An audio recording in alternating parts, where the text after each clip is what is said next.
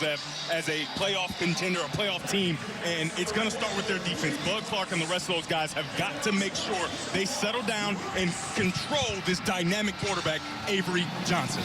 TCU won the toss, deferred, so Kansas State will receive to open this game. They will have a bit of a wind behind them, not much. It's a little toasty now, but it will cool off as the sun goes down in mid-afternoon. Nate McCashlin, number 99, will boot it away. And Devon Rice, now wearing the number 20, is back deep for Kansas State. Some of you Wildcats fans might remember he generally wore the number 23. He's now wearing 20. And he will bring it out from 2 yards deep. Kind of lost his footing as he hit the 20-yard line, stumbled down at the 21. And the aforementioned Josh R. Sims is downstairs with us. Well, Timmy B, a losing record is unfamiliar territory for K-State quarterback Avery Johnson, to the point where he had to learn how to handle this sort of adversity. He said he watched the Netflix show Quarterback to see how Joe Burrow handled all the struggles he had last season. He said the biggest takeaway was no matter your record, you have to trust the process. He was playing some of his best ball of the season, according to his head coach. He's not the reason they're losing. He's going to look to end this slide with a big game out here today, Timmy B. Yeah, obviously Avery watches Netflix. He saw that documentary on quarterbacks when Burrow had that to say after all that he's gone through the last few years since the Super Bowl. That's Joe Jackson, who'll get the lion's share of carries today. Dylan Edwards is out again. And speaking of Avery Johnson, boy, oh boy, does he have it going on, and he's going to carry the load today. Yeah, of course, and like I talked about in the last couple of weeks, he's a big part of the reason why it seems like they're turning the corner. He's really leaned into his superpower, his ability to run the football, and we've seen TCU struggle a bit with quarterbacks with such dynamic ability, so they've got to lean into that again today. Chris Kleiman is without a lot of talent for this game. I mentioned Dylan Edwards, who is their best back, unable to go. He's been injured most of this year, missed 2 games early, got him back for the UCF game, and that made a difference in their offense. They swing it out to Jackson, and Joe Jackson gets ahead past the 25, spun down at the 26 in the arms of Vernon Glover, gain of 5. They're the key inactives that we have for this game. I touched on Dylan, that's a big loss. And then up front on the defensive side, Osen Somni, he is their best pass rusher off the edge. So they're a little bit crippled on both sides of the ball coming into today's game. Yeah, missing Dylan Edwards is a big one, though. If Kansas State cannot run the football historically, they aren't a very good team. They got to find a way to manufacture a run game without their best rusher, Dylan Edwards. Somehow, correct? Somehow. Using your words there, partner. Over the middle, that pass is caught. The tight end, Garrett Oakley, out to the 40-yard line. The junior from Columbus, Nebraska. It's a really nice job and a nice start by Avery Johnson, seeing the defense well to start this game on this first drive. Linebacker expands, get it right behind him. Out of the shotgun, Joe Jackson. He is quick. Young man out of Haines City, Florida. Stopped by Jamel Johnson, number 2, after a gain of 5. Staying on time and not getting behind the sticks is going to be paramount today. Yeah, of course, we talk a lot about first down production. You want to get 4 or more yards to make sure you stay ahead of the chains. They're doing a nice job to start. They got 5 on that one. This is a really outstanding defensive front. They had Arizona State behind the sticks all night long when we were in the desert. There's a quick out to Jerron Tibbs. He's got the first down, so they get 14 from the tight end, Oakley. And this time, Glover with the stop after a gain of 12 to Jerron Tibbs. Into TCU territory at their 43. See the numbers on Tibbs. They go empty. With a little teacup down at the bottom of your screen. Not enough guys in the box. You would love to see quarterback draw from Avery Johnson here. He ran it effectively for a touchdown last week in Waco. This time he ad-libs this run. Pressure coming, and Jamel Johnson makes the stop. Only gets a yard, but that, for a mortal playing the position, might have been a tackle for loss. When you have quarterback draw, you got one guy, he's got to make the play. A nice job of Jamel Johnson of getting one of the most dynamic athletes on the field today, on the ground, one-on-one. That's a little 2-on-2 violence. Devon Rice has come into the game, the youngster out of Bishop Gorman in Las Vegas, Nevada. Out of the shotgun, he's by the side of the quarterback, Johnson, and the pass incomplete. He airmailed that one over the head of Garrett Oakley. It'll be 3rd and 9.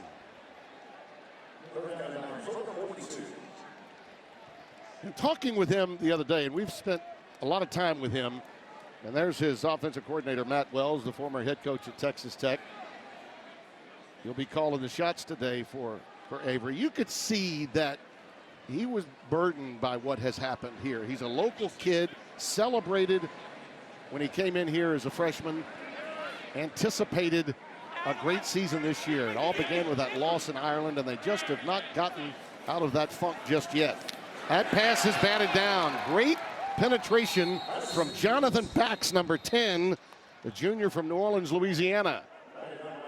And it'll be 4th down and 9 coming up.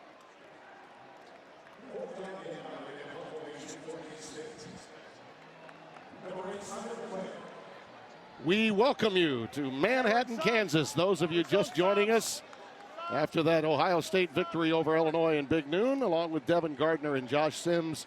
Tim Brando, happy to have you with us.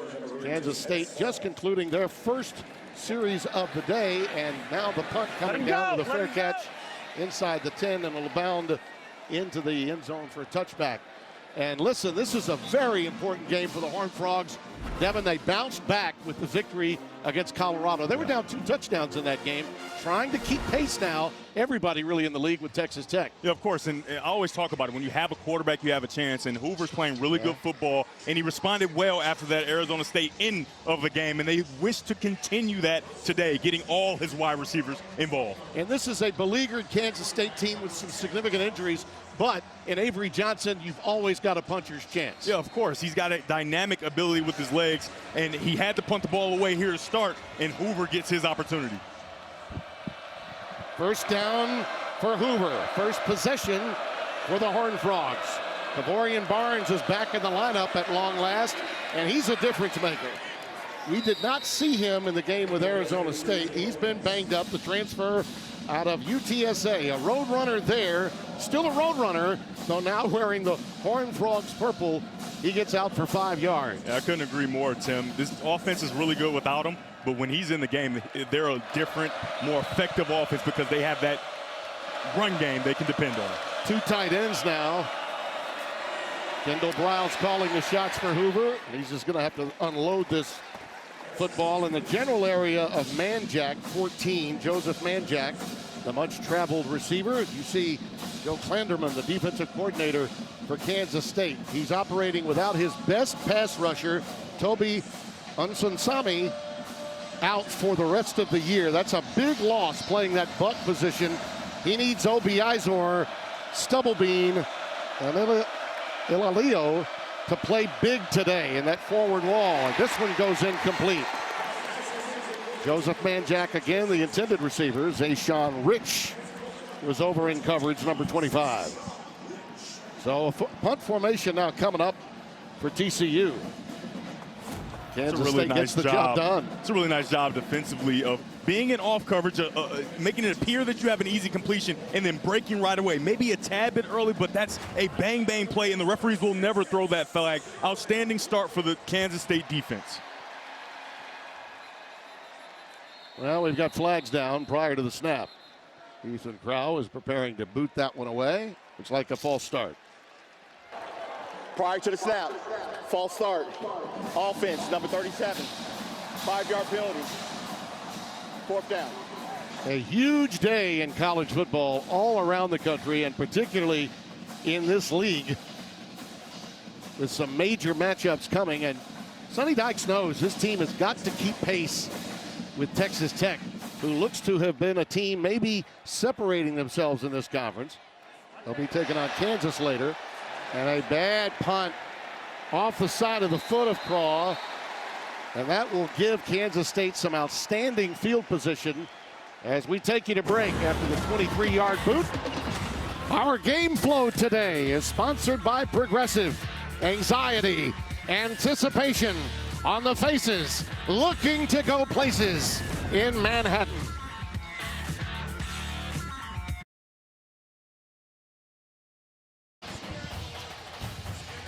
Fox College Football is sponsored by Allstate. you're in good hands. And by Chili's, 3 for me. The best $10.99 you can eat. Tim Brando, Devin Gardner, and Josh R. Sims, happy to have you with us at Bill Snyder Family Stadium. Just a magnificent setting for today's Big 12 encounter, the most competitive conference in America. Yeah, I don't even think that's even an argument anymore. It's very clear that top to bottom, they are the most competitive, and anybody, literally anybody, can beat anybody. Yep. Last week, the breakthrough win for Sorsby and Cincinnati came through. Iowa State was on the receiving end of that one. TCU trying to keep pace. Avery Johnson with a quick out to his go-to receiver, Jace Brown. Channing Canada was right there with him.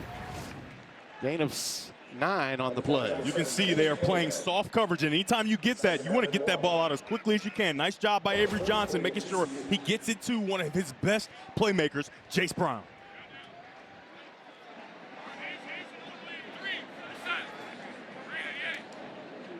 Joe Jackson behind Avery Johnson. And he'll take it on the stretch play, cut it back up for the first down. Fox College Football is sponsored by Geico. Switch and save and get more with Geico. This is the game plan here for TCU. You've got to force K-State to be one-dimensional. For Kansas State, you got to run the dang ball somehow, right? You're missing guys. You're missing your best rusher. You've got to lean on the rushers to find a way to get down the field. On the check down, Jackson shoved out of bounds at about the line of scrimmage. Not much, if anything, there. Max Carroll with the stop. And the somehow is there, Tim, just because they're missing their rushers. Dylan Edwards. Now, you're going to have to lean on Avery Johnson. We haven't seen his legs make an impact on the game just yet. However, you know that it's coming. That's one of their best athletes and one of their best runners on the team. You know, he admitted to us that he was not the same quarterback in last week's game in Waco that he had been in prior weeks. And I don't think there's any doubt about that. What is Flash without his superpower? Absolutely. Yep. He's just a guy. Incomplete. That was a bullet throw that was just behind Garrett Oakley, the tight end. And Avery was very candid with us, saying, like, he heard a little bit of the noise. What does he need to do to be an NFL quarterback? And it kind of aided in him wanting to be just that perfect pocket passer when his superpower is being able to make the defense wrong with his legs. And if he continues to do that like he did a couple weeks ago and last week, they'll be in a good spot. 3rd down and 11. Joe Jackson remains the setback.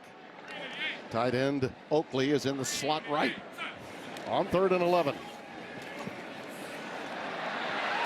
Pass is caught.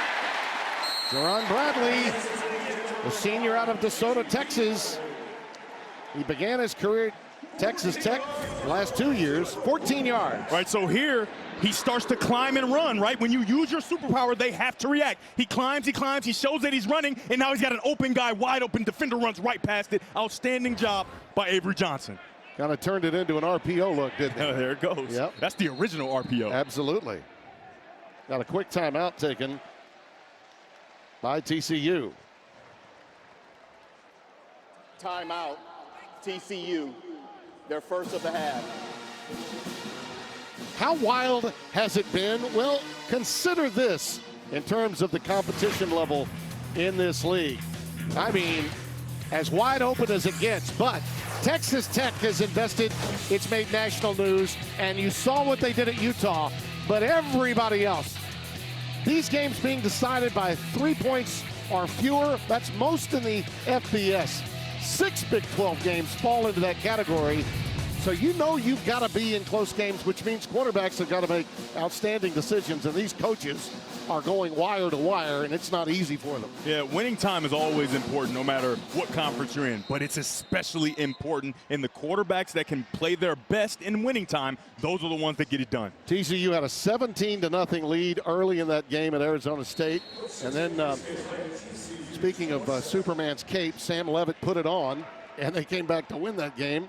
They fell behind again to Colorado at home and managed to return to sender in the second half. We've got another false start coming against K-State. False start, offense, number 12, 5-yard penalty, first down. That's against Tibbs, the junior out of Indianapolis. Oops, that was enough. First down and 15 now.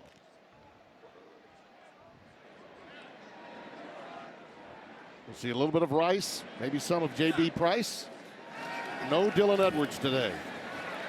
In traffic, Johnson just hunkers down inside the 35-yard line as Austin Jordan was coming through, the senior from Denton, Texas.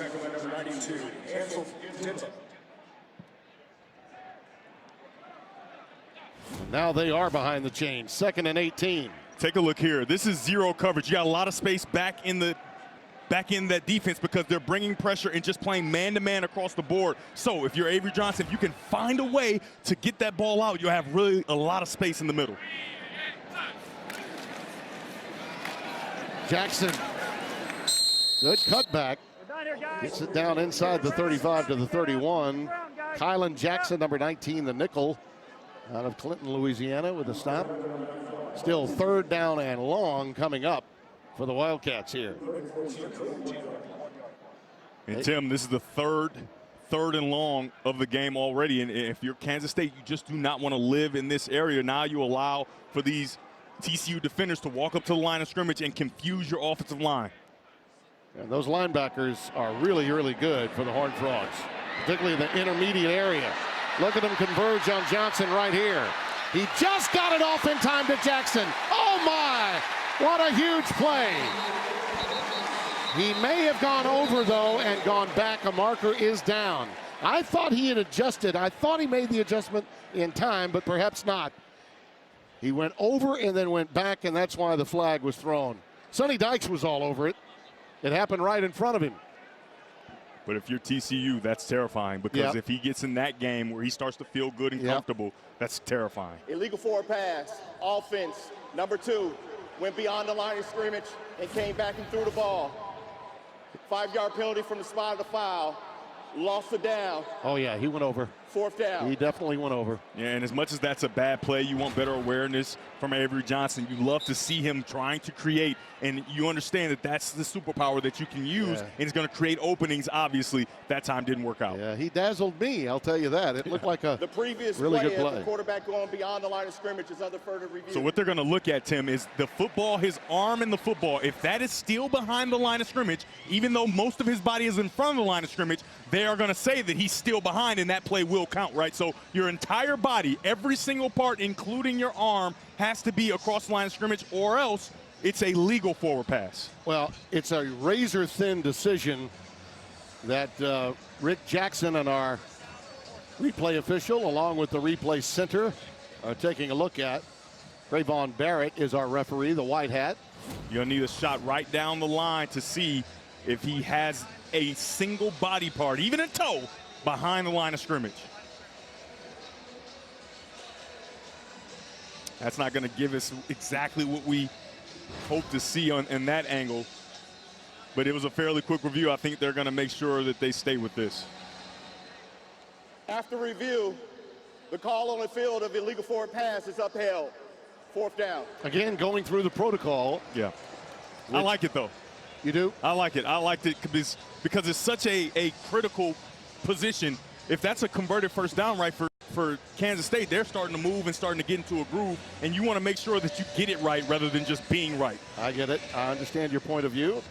At the same time, I will argue until the cows come home that officials need to be able to make officiating calls. That's why they're there. It's why they're paid.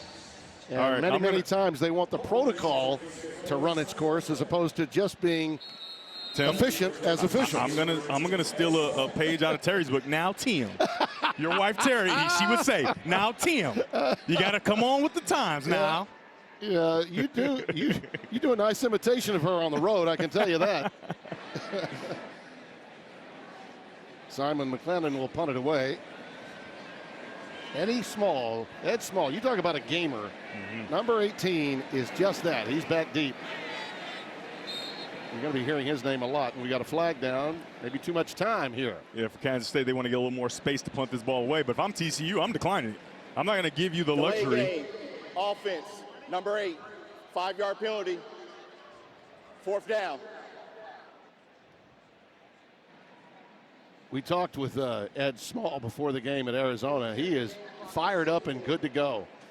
And before the game when we were down there, Ed's coming up to you going, hey, man, what's up? Yeah. How you doing? He's so loose, man. This guy's a true freshman, and he is completely unfazed by the environment and by the moment. He makes big plays when he's asked to, and he's going to have an opportunity here. So they get it off at around the 42. Small, lets it go through, and it's a touchback. Tim, that's a true freshman making a perfect decision and allowing that ball to go over his head and get into the end zone. Outstanding job by Small. Right. You like that kid, I can tell. Oh, yeah. Timeout. No score at K-State.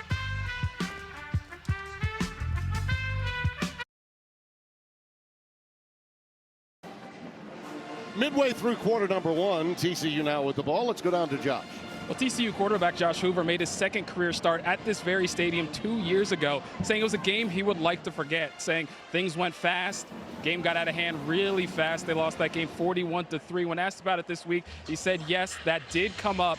They don't forget that game. And while he doesn't want to dwell on the past, he wants to make sure people forget about that and remember a TCU win this time around, Tim. Yeah, a youngster that was just out of Rockwall High School at that time, where he threw for over 10,000 yards. Out of Heath, Texas, Kavorian Barnes is in the backfield with him, and he'll tote it right here up the A-gap, and he gets out for a healthy gain of 8. Second down and 2. Rex Van Wy, number 28, the junior from Rock Rapids, Iowa, with a stop. Right, you get motion out. You're going to have the linebacker follow, and when it opens up that space, the linebacker leaves. He's not in his fit. It allows for the runner to get down the field. Manjack was in motion. Barnes again. Well, you can see why he makes such a difference, can't you? Those quick steps, that quick hop step.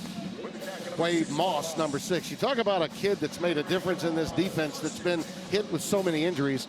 It's the star, 5'10", 185, Quay Moss, Division II kid, transferred out of West Georgia. And he plays like it with a grit and an attitude. First down, Hoover over the middle. Manjack dropped it. Oh, it was right there between the 1 and the 4. And there's not a sadder man in this stadium right now than Manjack. It's just not what you see from Manjack. Even though he doesn't wear the gloves, he always makes these catches. Even though it's a little bit on the back hip, he makes that play 10 times out of 10. Well, I guess technically 9. Yeah.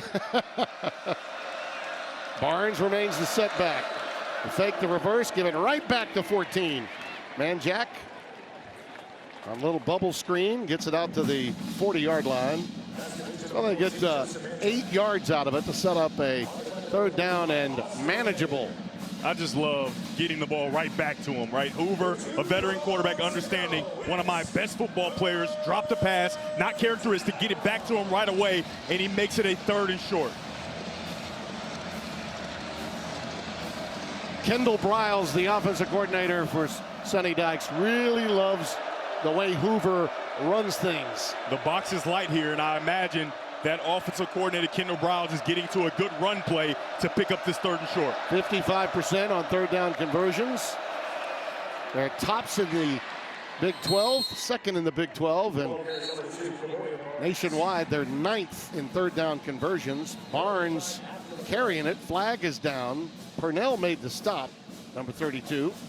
So good recognition by offensive coordinator Kendall Briles. Obviously, you may have a pass play called, but when you see a light box, you want to get to your runs, the best one you have, and they do that and pick up the first down. But it's going to be an extracurricular personal foul after the play penalty. It looks like it may be on TCU, wide receiver number 1, Eric McAllister. Yeah, they're just getting him back. This is really the first time that Briles has had the full complement of his receiving core healthy and ready to go. And McAllister is the best of that group, number 1. There's unsportsmanlike fouls on both teams after the play. Oh, boy. After the play, unsportsmanlike conduct, offense, number 1. Unsportsmanlike conduct, defense, number 25. Those penalties canceled, it will be first down. That is his first unsportsmanlike conduct for number 1 on the offense and number 25 on the defense. You usually only get the second guy, Tim, but right here, you can see Eric McAllister does take his helmet off and then the shove.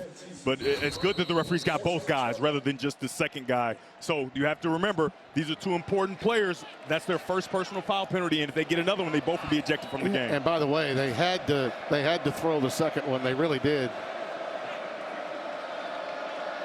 Because that foul came at the end of the play. McAllister stays in the game. They go empty, and there is the ball caught by Ed Small, the aforementioned freshman of some influence. This kid has some future. He's of the Julian Edelman. You think about those kinds of receivers, Wes Welker type. Sonny Dykes is a penchant for mentioning Texas Tech guys. And when you think about those guys, you think great route running, great recognition of what the defense is trying to do, and that's what you see in that true freshman. Second down, 1. I love the way Barnes surveys. You can tell he's a thinking man's running back. Malcolm Alcorn Crowder, 55 with the tackle, a gain of 3.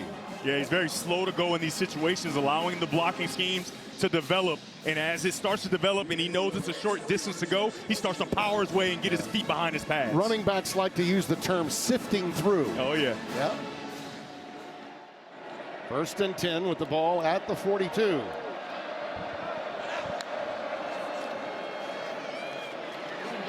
Hoover can run it too, and wisely gets down inside the 40 at the 37-yard line. Expect Josh to spread it around. No one uses more receivers than Hoover. Yeah, and today you've got two different players at different positions, right? Quentin Harris, number 54, and Ben Taylor Whitfield, number 56. They swapped positions. Harris going to be now at the right tackle, and Whitfield at the left tackle, and the coaching staff thinks that they're more suited for those positions. Barnes out of the backfield. He's going to be at least 2 yards shy of the first down, maybe 1. Donovan McIntosh, number 9, makes the stop. Well, it's going to be long 1 or 2, depending on how you want to look at things. We'll call it 3rd down and a long 1.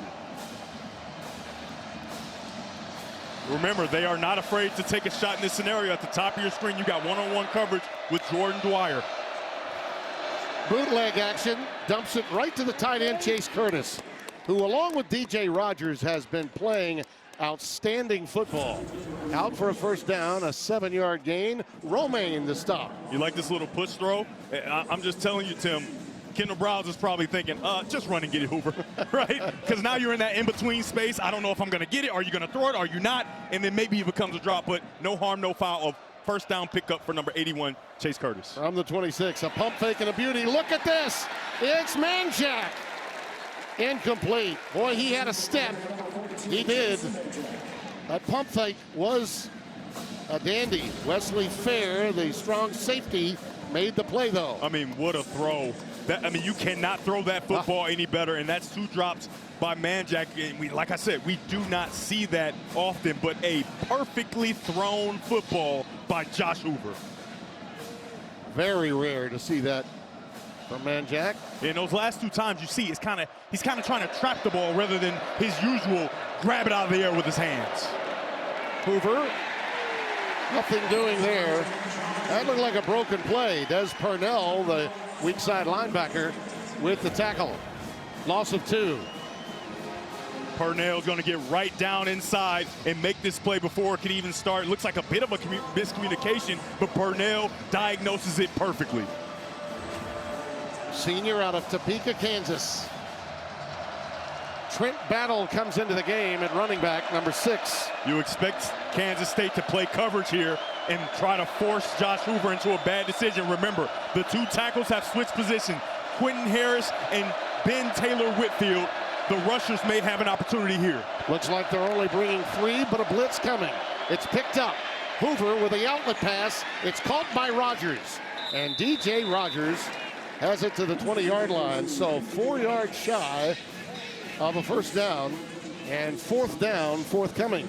Kansas State did exactly what you expected. They played coverage, and they expected their rush to get home. They got close, but a nice job of Hoover checking the ball down, getting it out, knowing that he's going to have an opportunity here on 4th down.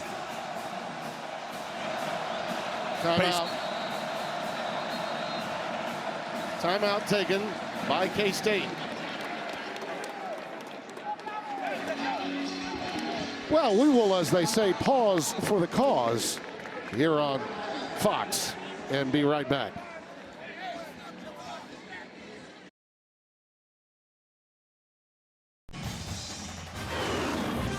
It's Fox College Football. It's sponsored by Geico.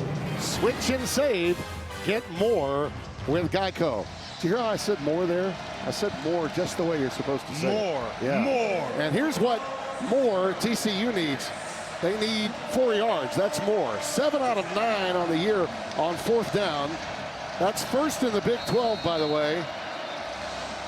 Nationally, it's fourth in the country in conversions.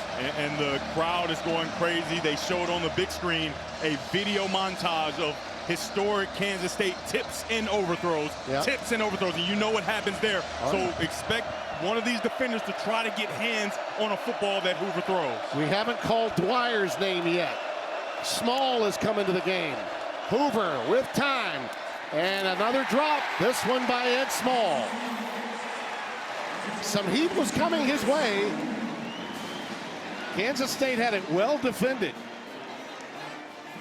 Yeah, he's going on a little whip route, and he just slips in his route right. He goes for that hockey stop, but you can see when he gets there, his feet are too close together, right? And he slides, and now the timing is off. He can't make the catch. I think if he doesn't slip, he's going to be able to catch that and get the first down. Yeah, they love the kid. The number 18, by the way, is meaningful. That's Jack Besch's old number. And he's a young man, by the way, that assumes that kind of leadership role even as a freshman, a true freshman. And he's a super athlete. Remember, he was drafted early, and he was committed to play at Texas as a baseball player. Besch, of course, a second-round pick by the Raiders. Quick slant caught by Jace Brown. And that's going to end the quarter. Jamel Johnson with the stop after they pick up a first down on a gain of 11. And Jace Brown is a guy that they have to get involved, whether it's in the pass game, the run game, the screen game. It doesn't matter. He has to touch the football because he is a star. And when he can touch the football and they can have a run game, they're in a place where they can have real success. Got to tell you, I'm impressed with the crowd. I'm always impressed with the crowd at this stadium. But given the kind of season they're had, so unaccustomed to a 2-4 start, they're here. The throngs of fans in purple are here. TCU has moved the ball, but unable to score. Stay right where you are.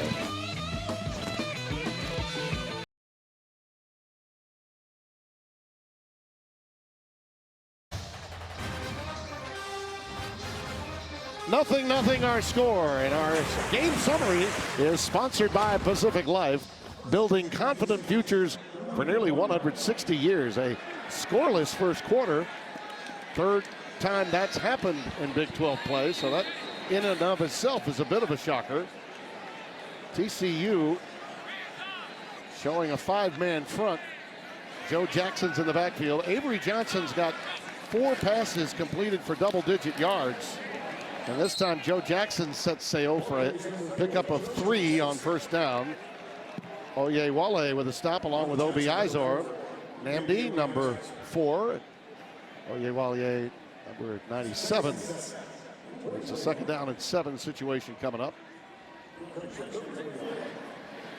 Yeah, Avery Johnson, as we touched on, without his go-to back, Dylan Edwards, has to take on so much more responsibility. And to this point, he's handled it pretty well. Looping it towards the sidelines, incomplete. Ahead of Jerome Bradley. Jared unable to reel that one in. Guarded closely by McIver. Jevon McIver, number 20. And it's third down. Bradley with 10 receptions, 152 yards on the year.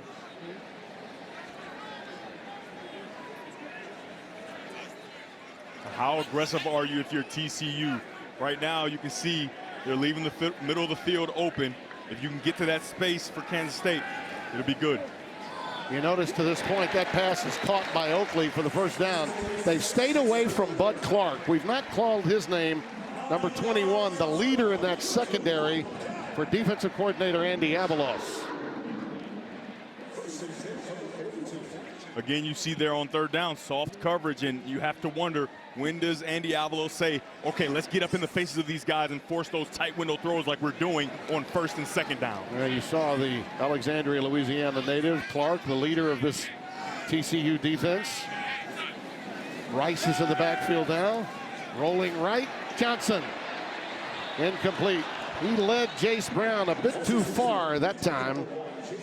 There's no doubt in my mind they are staying away from Clark. And by the way, Matt Wells told us, hey, we've got to find other ways. Okay, I'm getting tired of having to plan for Bud Clark. I've done it at 3 different places in the Big 12 as a coach. Yeah, I mean, you've got to be. He's such a talented player. He's smart. He understands concepts, and he can really dissect your offense. He can't wait for him to graduate. It has been, as they say, quite the dilemma for Matt, whether he was head coach at Texas Tech or calling the shots here at K-State.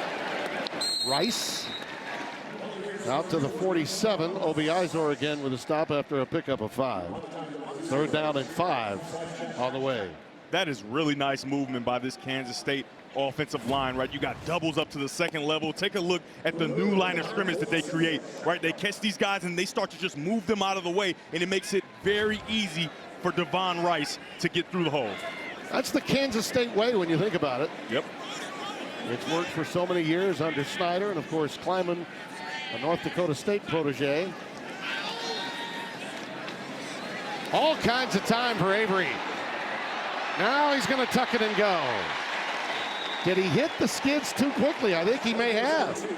He slid about 1.5 yards too soon. Yeah, and you know when he's going to mark it where you start to slide, right? Not where you get to the ground on the slide, where you start to slide. And I think he definitely started to slide a bit prematurely, but this is good to see. He doesn't see anybody downfield. He tries to stay in the pocket, and then he turns on that superpower. However, I want to go head first if I'm Avery Johnson. Go head first. Make sure that you got the first down and leave no doubt. Well, that might have been to some extent a business decision, right? He's got to stay healthy, too. On 4th and 1, he calls his own number. Why not? I think he felt personally responsible, right? He said, I'll get it and go down with my head first. Caleb Alarmzar, number 3, with the stop. Those last 2 plays, you can see the dynamic speed of Avery Johnson and why a lot of fans were confused. Why aren't you using that weapon that you have? When he turns that on, when he activates those legs, it makes it increasingly difficult for defenses to be right. Ontario Eaton is in the game.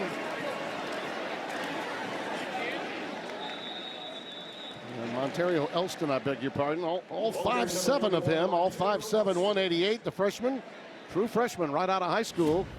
Vernon Glover with the tackle. What a nice job by Obi Izor. Right now he's off the ball as a linebacker, but he is going to be the edge setter. Watch him get to the outside, keep that outside arm free, and make sure that he turns that back in right to his help for a nice stop.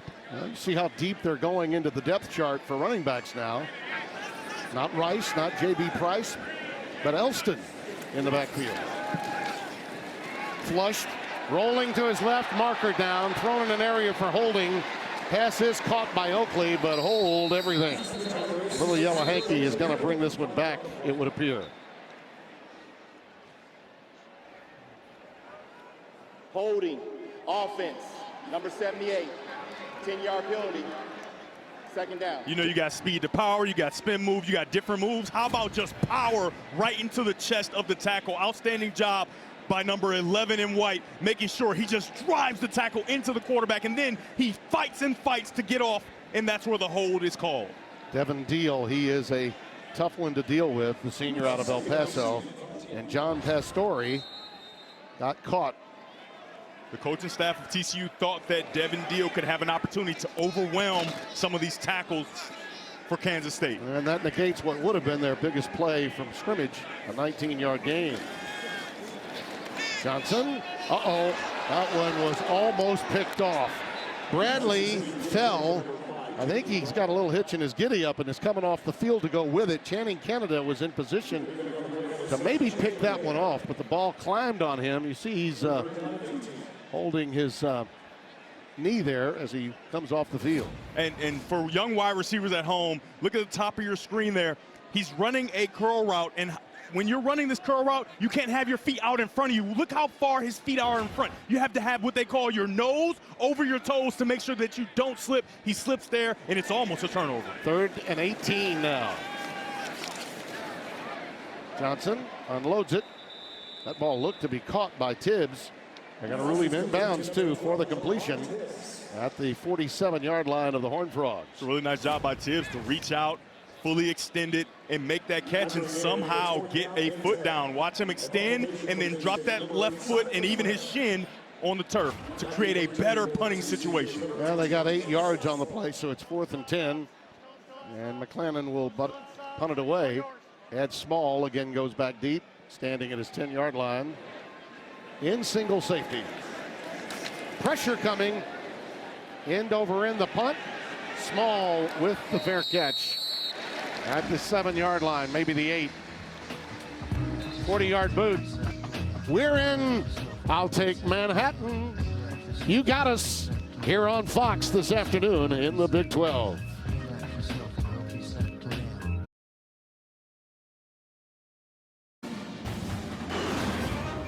Fox College Football, sponsored by Geico. Switch and save. Get more with Geico. How about the baseball? Last night, was that an amazing game? And it set this up. The ALCS is coming.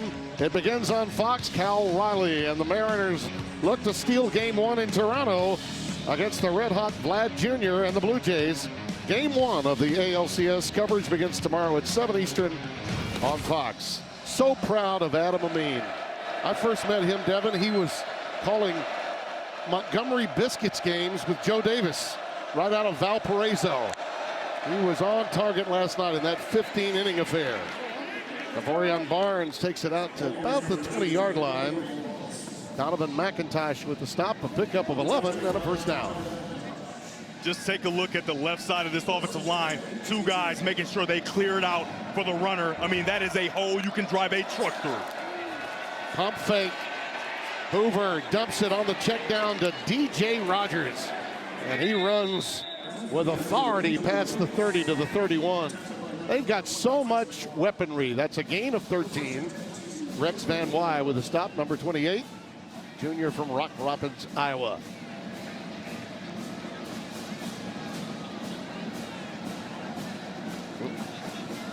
Complete line change for Kansas State. That was like a complete line change.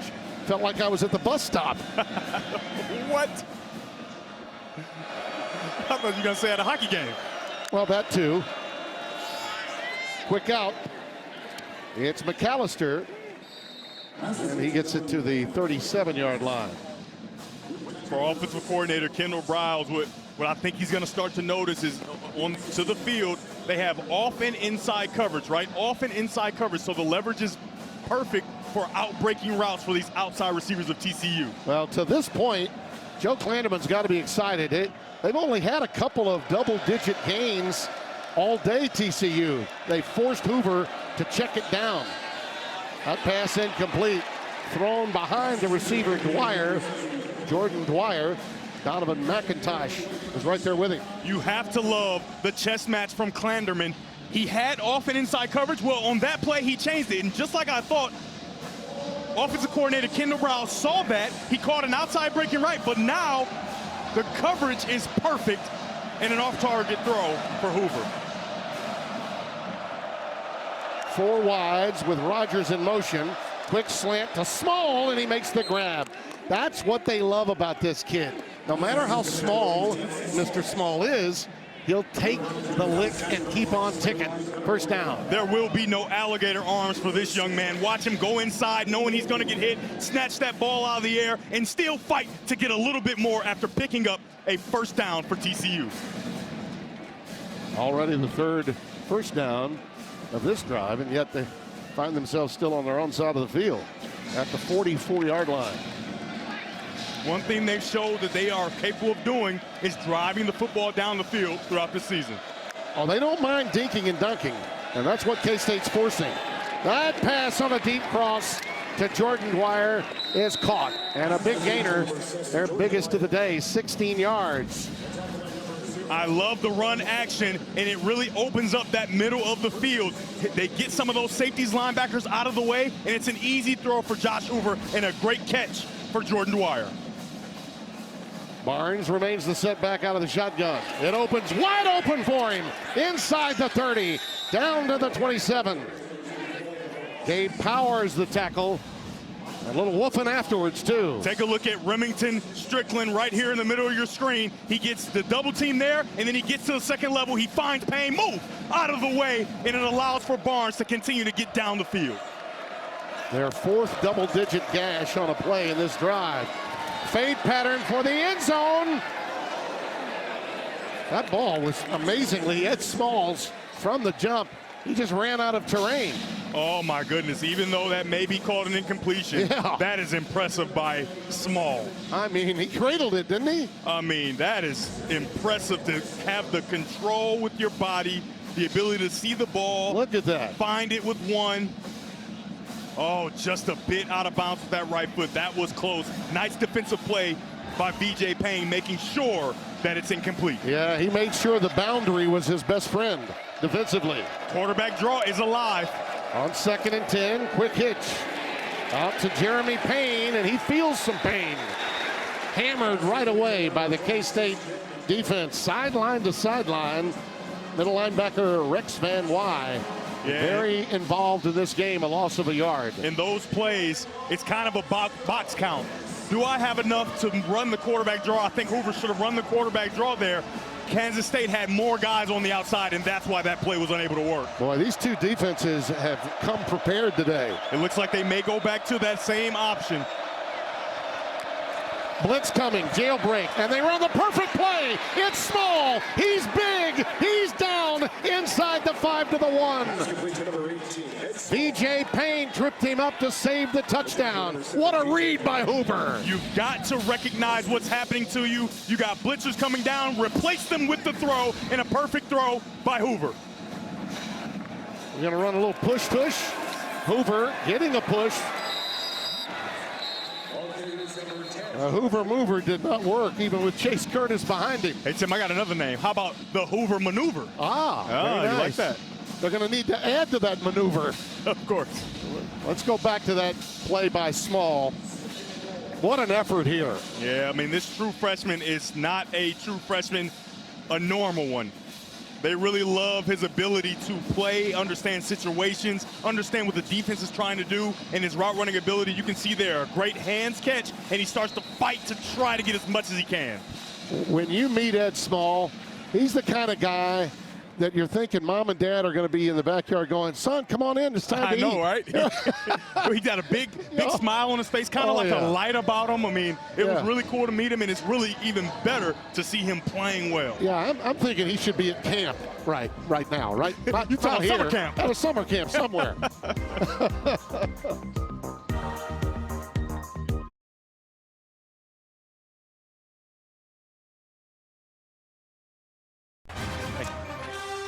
Fox College Football, sponsored by Geico. Switch and save.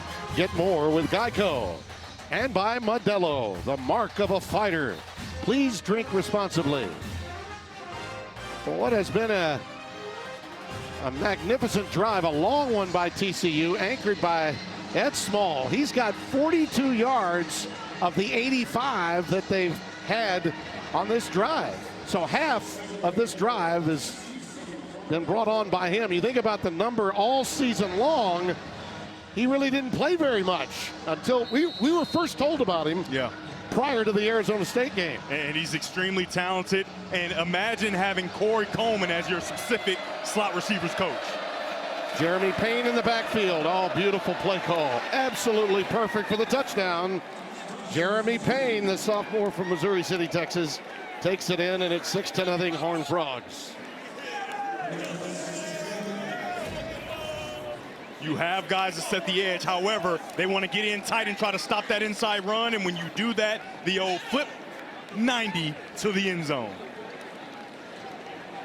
I'll give Kansas State's defense a lot of credit. They had held this explosive TCU offense in check, forcing them to dink and dunk. But then they got a couple of long pass completions on this drive. Ed Small, the catalyst, and Nate McCashland with the extra point. TCU should be ranked. Absolutely should have been ranked this week.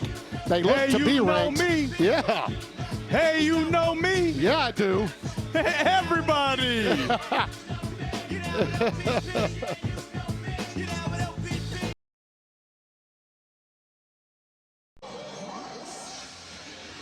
Look at that. Only 60 yards prior to that drive. I mentioned 42 of the 85 had belonged to Small, and they got the extra 8 yards for the touchdown. 93 yards that drive. And now Kansas State trailing for the first time 7-0 with Devon Rice back deep. And it'll be a touchback. Well, Devin, what does the tape say about this Kansas State season so far? Yeah, it's telling you a lot, and it's something that, like I talked about, K-State fans aren't really used to. They're seeing their team unusually undisciplined in a lot of different areas, punt, penalties, and then Jace Brown, he's a star. We've seen that. And then no run game, it's really hurting the team. Like I talked about earlier, historically, if K-State can't run the football, they aren't productive. They have to continue to lean into that, and it starts with their quarterback, Avery Johnson. And listen, Kleiman is as frustrated as any. He's not been in this position many times either. He's accustomed to winning close games. He did at North Dakota State, and he has here.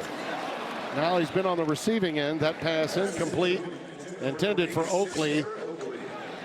And after that incompletion, Kansas State is now 3 of 11 on first down production. You know, we talk about it all the time. It's the direct result of how you keep your team ahead of the chains. They've had 5 third and longs, and it's because that first down production, getting at least 4 yards, just hasn't been productive.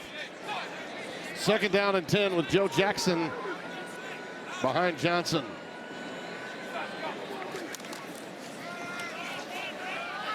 Stretch play, and Joe Jackson gets out there, makes the edge, picks up 6 yards, shoved out by Jamel Johnson, number 2. So a gain of 6.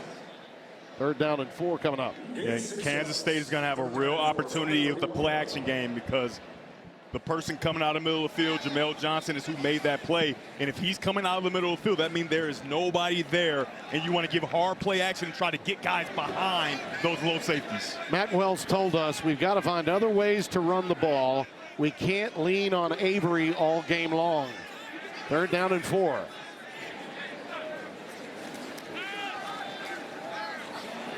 Johnson, oh, nice little move. That's what he can do. Gets you a first down when the play breaks down. Nnamdi Obiizor, the stop, a gain of 5, move the chains. This is exactly what we saw in the Arizona State game.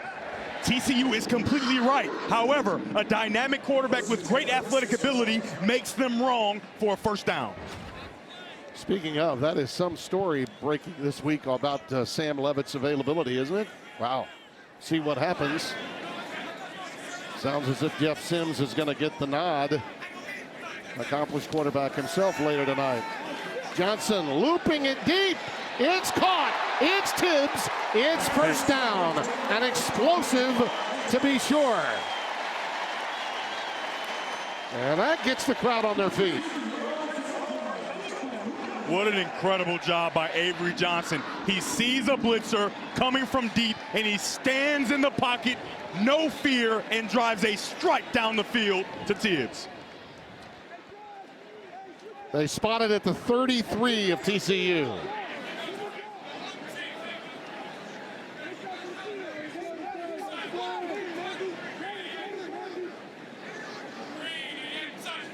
TCU brings 5.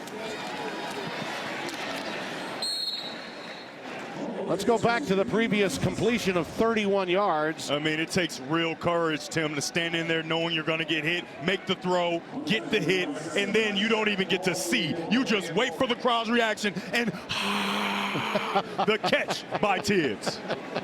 You're your own sound effect. I like that. They're forming their letters down there. 2nd down and 9. Fake the pitch. There's Oakley. Look out. Garrett Oakley. How do you do?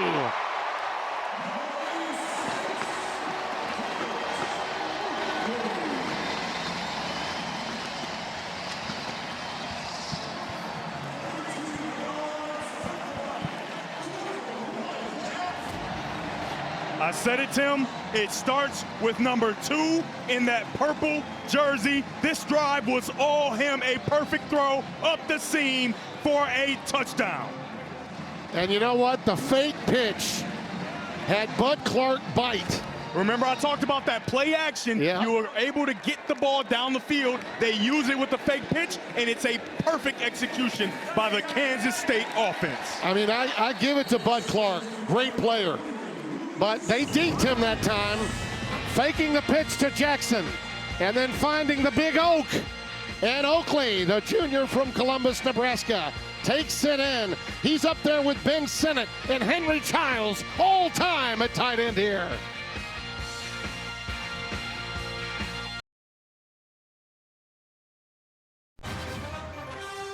Fox College Football, sponsored by Pacific Life, building confident futures for nearly 160 years.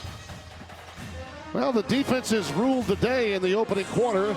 Now each team has gotten things going on the offensive end. A long drive for Kansas State and a quick one with some explosive plays in it to answer the 93-yard TCU effort moments ago.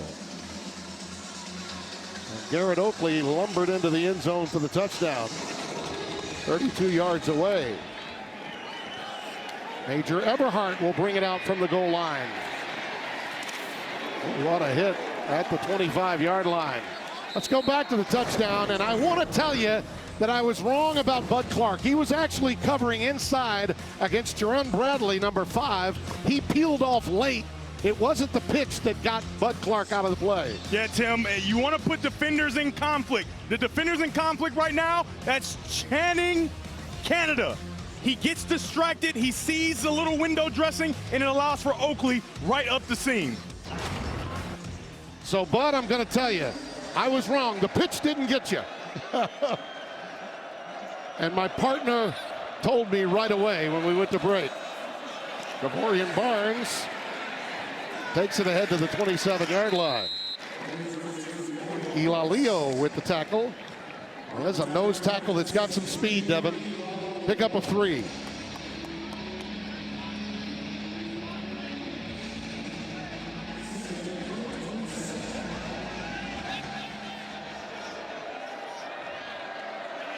If you start to sneak these safeties down, you got an opportunity outside.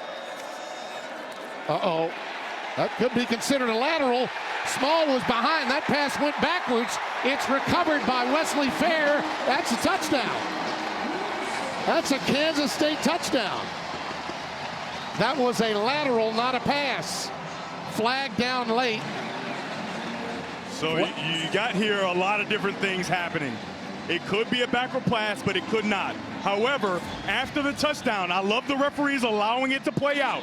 After the touchdown, the ball is thrown into the stands, which you cannot do in college football. That's close. They ruled it a backwards pass on the field. That's very close. Scooped up by Fair, number 18, and he wisely took it to the end zone. Now remember, Wesley Fair, he picks it up and he scores, but then he throws the ball in the end zone, so that'll be a penalty if it's not ruled a backward pass. The field is a touchdown. After the play is over, unsportsmanlike conduct, defense, number 18. That penalty will be assessed on the kickoff. That is the first unsportsmanlike conduct of number 18. The previous play of a backwards pass is under review. And you're right, this is going to be very close, Devin. Yeah. All right, so here's the penalty from Fair. I mean, he's very excited. He's been waiting to play well all season, and you just can't do it, right? That's against the rules. You can't throw the ball in the stands, and it's all good if it's assessed on the kickoff. But what if it's not a backward pass? And Mike, this is very, very close. What do you think? It's very, very close, but the key phrase here, remember that parallel is backwards. It has to be clearly forward to be forward. So therefore, I think this is as close to parallel as you can get. So therefore, I think it stays as a backward pass. If they were to reverse it, by the way, to a forward pass, that unsportsmanlike would still be enforced, which would give the offense a first down. But in my opinion, I don't think they can change this. You know I like to get on the table, and I think that he throws that ball from the 22-yard line, and it's touched at about the 21.5, right? So I think that's certainly a backward pass, and Wesley Fair is going to get away with one here. I'm not going to say a word. I'm going to leave this to you two, okay? I don't want any part of this. What'd you say there? What'd you say there? I want no part of it, okay? See, I've learned over time. I'm a slow learner, but I've learned. Now, okay? Tim, you're going to have to be who you are, Tim. After review, the ruling on the field is upheld. Touchdown. Well, hey, Mike, tell Tim what he needs to do. Tim. Now, Tim. Yes, sir. I heard you earlier. Now, Tim, you got to get with the times here, even though you may not like it. Yeah, I got to tell you, for a guy from San Jose, California, he's got a pretty good Southern drawl. I mean, I don't even think he's heard Terry, and he knows exactly how to say Tim. Well, he did meet Terry at a seminar a few years ago. He did. There you go. But she's already had an impact on him. Or she might say him. Here's the extra point, and it's good. K-State has a history of scoring points from their defense. This, however, is their first one this year. We'll be back in 30 seconds.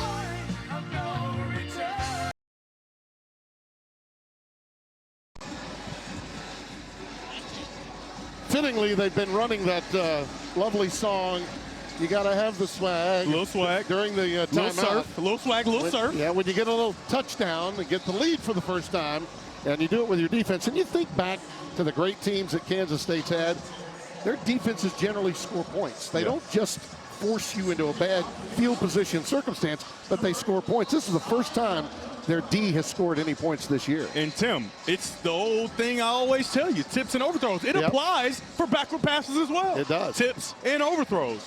But they always turn into bad things for the offense. That penalty, though, is significant. As Mike Pereira said, it's still enforced. Whether that play had been upheld or overruled, they got to kick it at the 20. This should give the Horned Frogs great field position.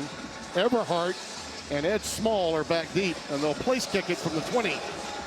And when you think about it, it was nothing that Kansas State did there. That was all TCU self-inflicted. Small. Nice bolt ahead to the 39-yard line. And we've got the 2-minute timeout here prior to halftime. Suddenly got exciting with a scoring fest here in the second quarter. Wildcats lead the Horned Frogs. Stay right where you are.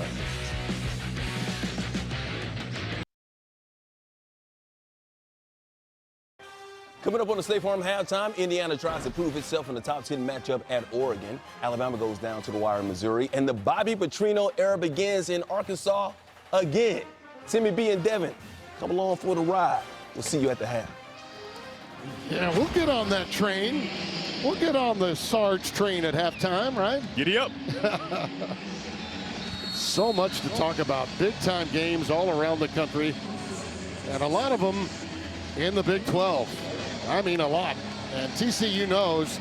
We mentioned a few moments ago before that ill-advised backwards pass, this team ought to be ranked. But they need to prove it by getting the W today on the road. Barnes past the 40 to the 43-yard line. It's a good start to the drive, but you got to go fast if you're TCU. Obviously, it's exactly how they play to begin with. So they're in a perfect spot with a nice gain of 5 yards on first down. And it is clear that this Kansas State team is playing with a chip on its shoulder today. Barnes, look at that cut. And now he delivers a blow. That is a combination of quickness and power in one rushing play. McIntosh the tackle.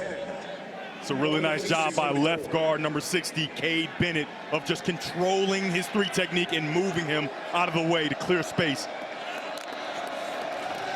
First and 10, pass just behind Jordan Dwyer. That's probably the second Hoover pass that's been just a little off target, and he's the kind of guy that'll beat himself up over that because it was right there. Yeah, the one thing you know about him, though, is that he will respond. And usually when you see a bad throw, he responds with a really good one, and I expect that here. Yeah, he had a couple of drops earlier, you might recall, too. One by Manjack and another by Eddie Small. Pressure coming. Hoover's pretty resourceful back there too. And he lets it fly out of bounds, intended for Eric McAllister. 3rd and 10.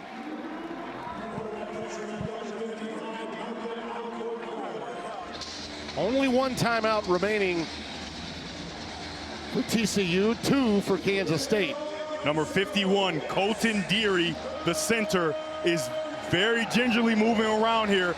He's waved his teammates off and said he doesn't need to go off the field. You gotta love the toughness, but can you still hold up for your team with an injury? On 3rd down, Hoover dumps it. That's his favorite target today, DJ Rogers. But he's going to be 4 yards shy of a first down. 4th down, and you know Kendall Briles is going to go. Timeout. Very lucky for TCU that Kansas State only rushed 3, and Colton Deary didn't have to use both his arms because it looks like he's feeling it a little bit down there in the upper body area. Well, a reminder, tomorrow on Fox, Dak and the Cowboys take on the Carolina Panthers, or Matthew Stafford and the Rams battle the Ravens. Our other regional action, check your listings for the game in your area tomorrow on Fox. Tim, this is a really big decision here because there's a lot of time on the clock left for Kansas State. Although they only have one timeout, 1 minute it seems like an eternity because of the way these two teams play with great speed. And you can see Kansas State's in the groove. You can see number 51, Colton Deary, kind of working that arm out to make sure he's ready for this big-time 4th down. Well, you don't want to lose your center, do you? You do not. A situation like this right before the half. Well, with 5 minutes left in the first half, the score was 0-0. But now we've had a flurry of action in the last 4 minutes of this game.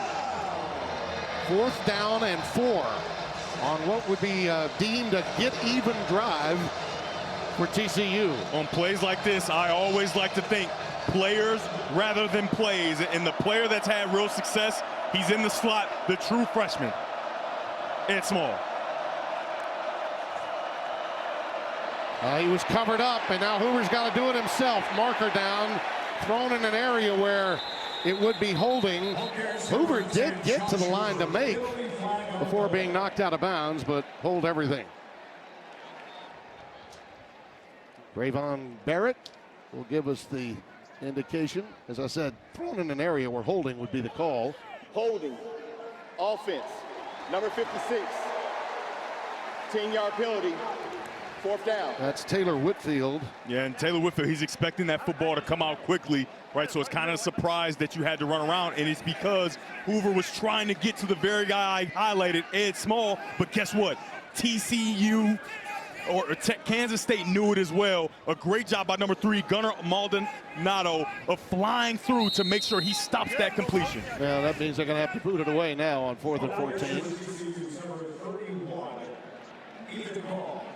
Yeah, but they had missed one there. You got Curtis down the seam, wide open, and that's because of the safety vacates. The safety vacates, he gambles, he bets. Number 3, Gunnar Maldonado, and he guesses right. Crawl with the left-footed punt. Beautifully done. And it lands like a Mac Daddy from Callaway inside the 10. 42-yard boot. We'll go back to that play one more time. You're right. Small was the guy that they wanted to get it to. Take a look right there. Small's going to run his slant route, and he can't get it to him. Josh Hoover can't because Maldonado was right there. And so it forces him to hold the ball a little longer. You get a holding call. You start to run out and try and make a play, and you have to punt that football away. Meanwhile, Curtis is jumping up and down, hands on his hat. Yep. Screaming, "Why not me? Why not me?" But the penalty in all likelihood had already occurred by that time. One would think Kansas State would simply take a knee right here. I hope that they would have tried to do something, right? Go get 3 maybe. But I am not upset with them taking a knee here, going into half, readjusting, seeing that they are up 14-7, and they haven't even played their best football just yet. Absolutely. And what we've seen from TCU is really they've been forced to dink and dunk. but then they stopped themselves with a play they thought was legal but was not. And that's the difference in the game at this stage. 14-7, the Wildcats trying to get right after starting this year at 2-4. Josh Sims is chatting with Chris Kleiman as we go to break, and that's the end of the half with our score 14-7. Wildcats into our Los Angeles studios. Mike Hill, Chris Peterson, Bruce Feldman. Gentlemen, how do you do? We doing just fine, fellas. Just fine. Good defensive battle right there. Big 12 action. So we welcome you to the State Farm Halftime Show. Inside our LA studios, as the aforementioned Chris Peterson, Bruce Feldman, Mike Hill hanging out with you. Hey, Coach, you as anybody knows, mental errors can cost you a ball game, and it's a big mental error. That's the big reason why TCU is trailing at the half as we take a look at the State Farm halftime highlights. Coach. Yeah, I don't understand this because we see it every week, these lateral swing passes by the offense, and then the offenses all relax, and the defenses never do. They're way better prepared and coached, in my opinion, than the offenses, but the offenses are practicing it all week, and they're seeing that, hey, if this is incomplete, this has a chance to be a lateral. But yet you see this every week where they're getting it reviewed. And so, you know, heads up, great heads up play by Kansas State. And I think that TCU, the execution on this whole thing, had a little bit left to be desired. Mm-hmm. Yeah, and if you're TCU here, you got Big 12 title game hopes still. Josh Hoover's playing really well. You're getting healthy. K-State doesn't have Dylan Edwards. They're down 7-0 late in the second quarter, and then two big plays. And the next thing you know, they're going into the locker room down 14-7. I'm curious to see how Sonny Dykes gets these guys ready to see if they can make a comeback on the road. Yeah, trying to keep pace with the Texas Techs and Utah of the world. Of course, they got a loss already against Arizona State. Hey, after TCU and Kansas State, make sure you catch 9th-ranked Texas Tech, the aforementioned team there in action against Kansas. That's at 7:30 p.m. Eastern, and that is tonight on Fox. How about this game? Number 7, Indiana. Number 3, Oregon. Oregon, longest home win streak in the country. Top 10 offense, defenses for both teams, and Dante Moore finding a wide open Malik Benson right there. Wide open. Dante Moore's been really, really good, but today's the first day he's seen a lot of pressure. Hey, the Hoosiers are for real, y'all. Roman Hemby into the end zone. They kick the late field goal, and they take a 13-10 lead. That game just went into the half. Number 6, Oklahoma, taking on Texas. John Mateer back less than a month after having that thumb surgery, and I don't know if the thumb was bothering him there or it was just a bad pass. Well, it could be practice time because, again, he hasn't practiced for quite a long time with live bullets coming at him. Yeah, and they say he's really tough now. Like, he had that surgery once again, got hit right there on his thumb, started bleeding, 10 seconds left in the second quarter. Texas trailing Mateer. He only had 3 interceptions all season. He's got 2 in this game.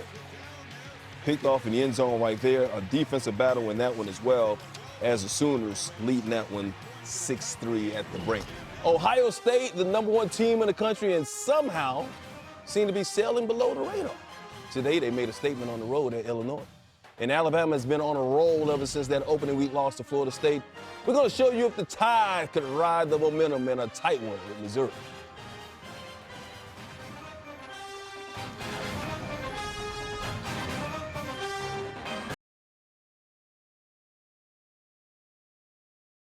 Welcome back to the State Farm Fox College Football Halftime Show. Like a good neighbor, State Farm is there.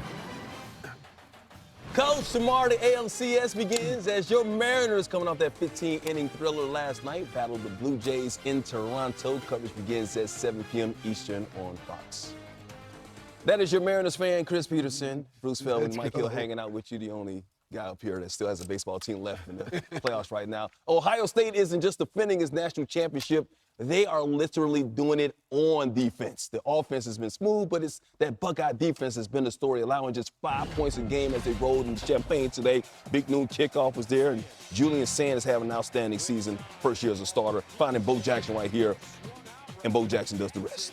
He does not play like a first-year starter, Julian Sand. He plays like a vet. Bo knows the end zone. 20-0. That's plenty for Ohio State because their defense has been phenomenal this season. Once again, we're showing offensive highlights, but they had 3 turnovers in this game that led to 21 Ohio State points. They got the job done 34-16 for their 10th straight win. Rob Stone, Big Noon Kickoff crew from Champaign. Top-ranked Buckeyes improved to 6-0, courtesy of their 8th straight ranked win. Rob Stone, Brady Quinn, Mark Ingram, Matt Leinart, the coach Urban Meyer here with you. The Buckeye D finally conceded a red zone touchdown, but other than that, they continue to run at an elite level. I'm just saying, I picked the score to be marked 35-17. So if you guys want to know scores and odds from now on, just come to me. I'll let you know. Gotcha, The defense was fantastic. How about going to a game as an offensive coach and knowing you got to score 3 touchdowns, you're going to win? That's the way I feel about the Ohio State defense. Yeah, I think the only concern for me is their last 3 games, their rushing attack. They're averaging 130 yards per game. That's 80th in the country in that span. It's just the one area that they have to continue to improve on to get a chance next week against Wisconsin. I just want to talk about Illinois. Coach, you talked about them. Illinois, they have to come in here and play a perfect brand of football. They did it. They had 3 turnovers that led to 3 touchdowns. Ohio State continued to capitalize on the missed opportunities. That's why they won the game. And give Illinois some credit. Look, Ohio State only allowed 2 touchdowns the entire season coming in this one. Illinois got a couple. I know we're not into moral victories, but this is still a very good football team. They get a bye week, have to rebound, then go on the road and play Washington. So there's still a lot out there for Illinois this season. Yeah, Matt, you mentioned next up for the Buckeyes, Wisconsin. Then it's a bye week. Then Penn State in Columbus. So the Buckeyes get another win. And it was an orange out here in Champaign, but let me tell you, there was a lot of scarlet and gray here in Champaign today. Top 20 battle, number 8 Alabama looking for its 5th in a row, taking on Missouri, 4th quarter. Missouri down 3 on 4th and 4, fake punt. Jamal Roberts did not get it, though. They looked at it, review upheld it. Alabama takes over, and this was the play of the game. 4th and 8, Ty Simpson, Lazir Brooks. Man, looked like the ball came out. Luckily, it was his helmet came off. Kept that going, 4th and goal. Simpson found Daniel Hill. Made it a 2-score game, 27-17. It's a 3-point game here, under a minute left. Last chance for Missouri. Bo Pribula's pass picked off by Dijon Lee Jr. And Alabama hangs on for the 27-24 win. So that's 5 in a row since that opening week loss against Florida State for Alabama. 3 in a row against ranked opponents. How impressive had the Tide been over the last couple of weeks? Real impressive, and no more impressive than today. I mean, they've been taking on the heavyweights, and they've been weathering the storm really well. I love this win. I thought it was a gritty win. It wasn't super flashy. I thought their defense played well. They controlled the ball on offense. They ran 20 more plays than Missouri did. Tough schedule. The next 3 out of 4 are ranked teams, but they just keep doing their things. And, you know, it's just interesting when the Alabama fans are so unsettled about Kalen DeBoer. Ooh. I'm not pointing fingers. 6-1 at Alabama versus ranked teams. He's 18-3 overall versus ranked teams. This guy knows what he's doing. Bruce, give him a chance. When you talk with your hands, I know it's personal. He's saying that to you. He's I know.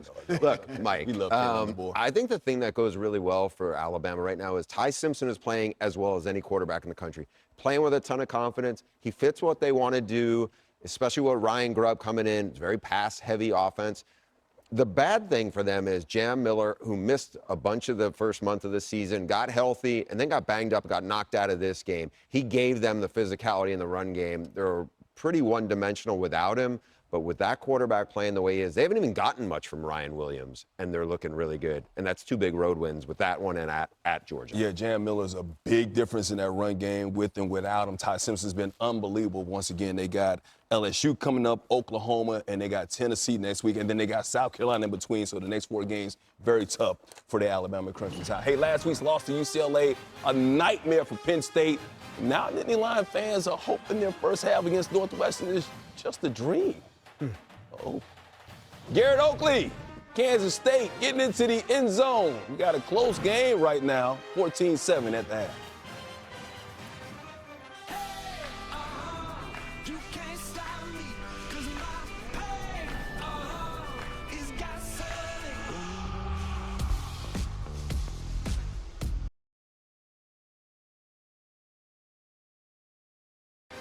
Welcome back to the State Farm Fox College Football Halftime Show. Like a good neighbor, State Farm is there. Bruce, after that loss against UCLA, how bad is it in Happy Valley right now for that guy? It's getting worse by the minute, it feels like, Mike, to be honest. Oh, they need a win against Northwestern in a big way, but Preston Stone and Griffin Wildy ain't making it easy. Wildcats on top, 10-7 at Happy Valley, under 2 minutes left in the second. 4th and goal, they got to go for it. Nick Singleton finds the end zone. Penn State only up 14-13, started the 3rd quarter there. Guess who's back? Bobby Petrino. Rolling back into Arkansas after 13 years taking on Tennessee. Deshaun Bishop finds a hole that's not a ditch. He found a hole. 17-yard touchdown, and we are tied at 7 there. You got it now, too. I got it. Second quarter, Mike Washington Jr. runs into the end zone, Arkansas up 17-10. And then moments ago, Joey Aguilar from his own 8 is going to find Miles Kettleman for the score. And we are knotted at 17 in Knoxville. Number 4, Ole Miss taking on Washington State. You would think this would be a blowout, but Ole Miss got all they can handle. Trinity Chambliss, Caden Lee. Tackling, wrap up. 35-yard touchdown, and Ole Miss survives to go to 6-0. Difference in the game right now, mental error by TCU. Wesley Fair picks it up. All is fair in love and war. 14-7 at the half.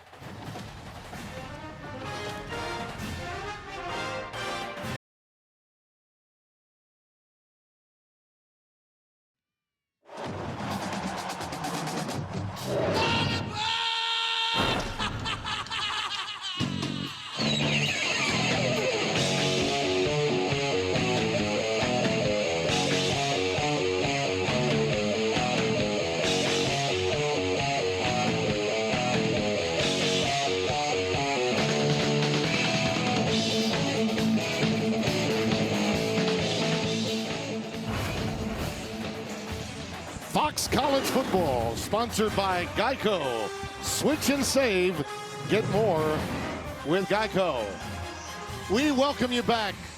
Coach Snyder's Family Stadium is rocking, and for good reason. Kansas State with the lead over favorite TCU, along with Devin Gardner, Tim Brando. Well, no Dylan Edwards, no problem. Yeah. Superman can put on the cape, and to this point, Avery Johnson's done just that. He's done a really nice job of leaning into his superpower, his legs, and it's really helped this team, right? One of my keys is making sure they find a way to run the ball, and he's been able to create plays, pick up first downs with his legs, and then he has the ability to move around and make plays with his arm as well. The run opens up the pass, and then you get a little bit of extra help from your defense, being aware, understanding it's a backward pass, scooping, scoring, and putting you in the lead. They don't have the ball to start the half, but can they continue capitalizing on the mistakes of TCU? And for TCU, can you settle down, make sure you get back to the way that you played football on your touchdown drive? Major Everhart brings it out. Gonna run a long way to get it out to about the 25-yard line. And Josh Sims has the story for us at halftime. Well, Timmy B, Sonny Dykes told me the biggest issue for their team are these self-inflicted wounds. He says we're missing throws, we're dropping passes. He said that backwards pass that led to that touchdown for K-State, that's an inexplicable mistake. We can't have that. He said when we execute, we make the right plays and limit mistakes. We are a good team. We need to get back to doing that out here in the second half. You can make a real case, Devin, that TCU's gotten in their own way a little bit in this game. And I wouldn't even say you make a case. That's exactly what's happened. TCU has been in their own way, and that's not something you've seen throughout the season. Can they get back to playing clean football is the question here in the second half. Small, incomplete. Little shovel pass to him that time. That was well diagnosed, though. I tell you, Joe Clanderman's defense has been spot on today. You remember that play earlier in the half when I said, yeah, I bet offensive coordinator Kendall Briles wants to see his quarterback maybe run. Well, that's the reason, because in those short opportunities to throw the ball, it's just difficult to catch the football. Nice job on the defensive side. Barnes. Boy, he can make such great adjustments on the fly in the middle of a run. Gunnar Maldonado runs him down. Maldonado's had a very good game on hold. But it is a first down. Yeah, there's just nobody there. You go down, the defensive end is up the field, and he does a nice job of winding this play back to pick up a nice gain. You can tell why or how they missed him a lot when he was unavailable. Hoover underneath, looking for Rogers, the tight end. Well defended again. Des Parnell was all over it. And it was in traffic, and he comes up a little gimpy, does DJ Rogers. He'll take himself out of the game. Curtis 81 checks back in at tight end. This is a really nice job by Purnell jumping in to stop that from being a completion. You can see Rogers start to leak, and for Hoover, he's trying to keep him in that same position, and you don't want to see Rogers coming off the field limping. Set up the screen, nothing doing for Small. He gets ahead for about a yard, and that's all. Kansas State's been absolutely well schooled and have scouted this team very well. Travis Bates, the transfer out of Austin P, 39, was involved in that play. 3rd down and 8.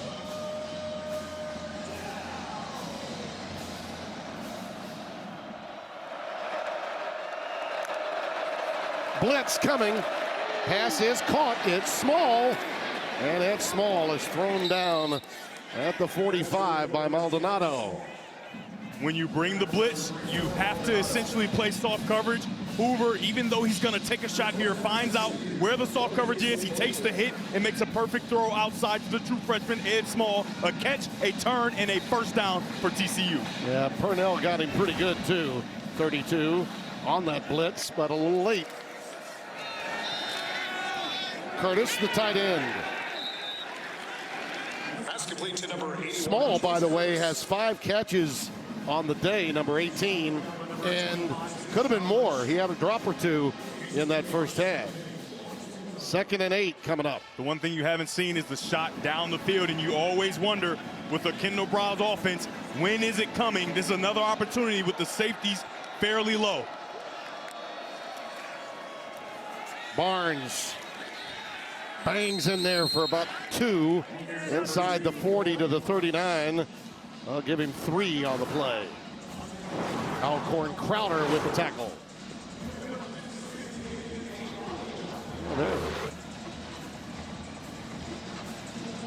See your big noon matchup for next week, Washington and Michigan. All right, running back number 2, Kavorian Barnes, lined up outside, and you have, it looks like Ed Small in the backfield going to motion out and create this empty set. 3rd down 5. Blitz coming up the gut, a late blitz. And that forces him to throw it out of bounds, incomplete.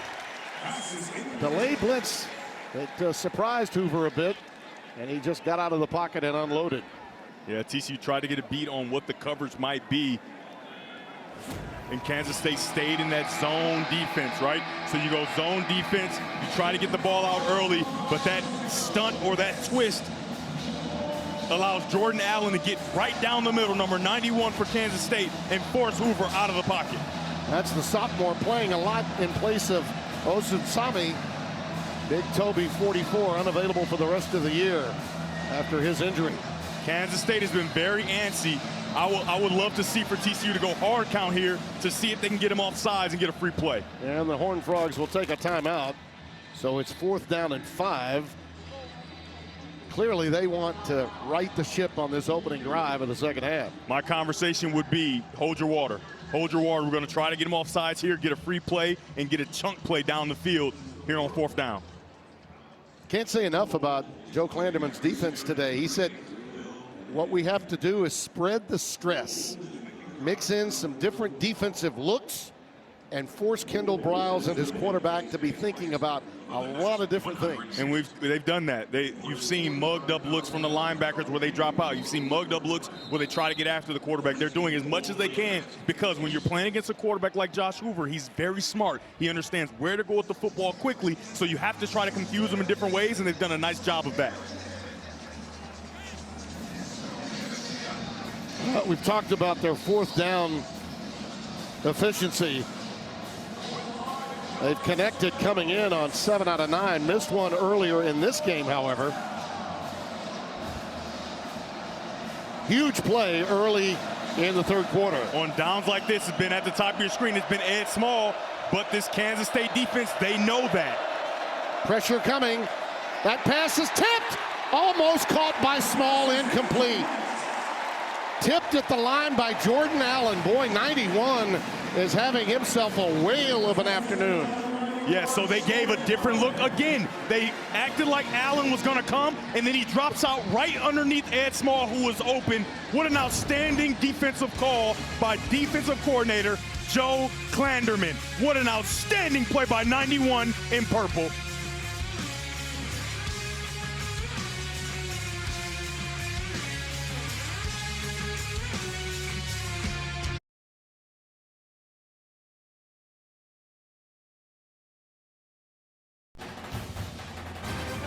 Fox College Football is sponsored by Progressive Insurance. Home and auto coverage you can count on. Bill Snyder Family Stadium. Percussion section is loving it. A lot of noise being made here, and Josh Hoover, who has struggled in this game against a defense that's really been stingy, looking a lot more like the K-State defenses of old in today's game. They take over now at their own 39. Joe Jackson the setback. Bradley in motion. Quick slant, incomplete for Tibbs.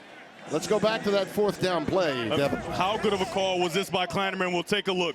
You got Ed Small. He's had a good day all day, and you got exactly what you want. Well, take a look here. No, you do not. You've got a big, strong man who's rushed well, but now he drops out right underneath. Give the appearance that you have what you want, and then take it away by defensive coordinator Joe Kleinerman.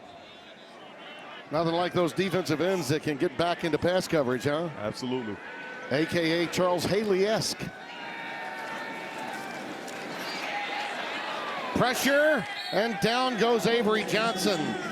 And the big deal is Devin Deal, number 11. He is a relentlessly effort guy every time out. Power and a relentless pursuit.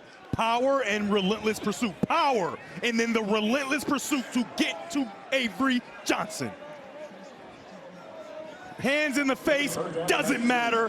Face mask, I don't care. Devin Deal with the sack. Yeah, they could have easily thrown a flag there, too. 3rd down and 20. Johnson, quick drop. Going deep. And quality coverage against Tibbs by Vernon Glover. And a punt formation coming up. That's a way to stand up if you're TCU's defense. And you know, we saw kind of a defensive back and forth battle early in this game, and it looks like it's heading that way again. A nice job by both these defenses of standing tall against these offenses that can be very explosive. McClellan will boot it away. Should get it off around his 18, 19-yard line. Low trajectory, Small on the run. And he gets right into a Wildcat that was waiting for him with bated breath. Number 17, Bergeron down there to make the stop.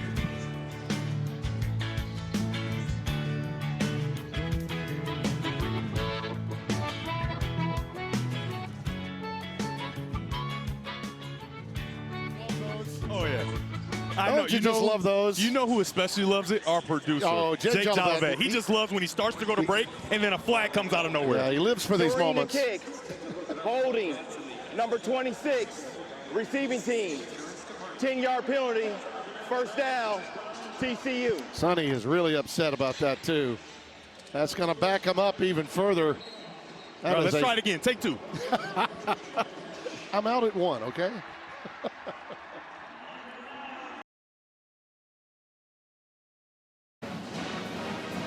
14-7 our score. Just underway 3rd quarter. Here's Josh with more on K-State at halftime.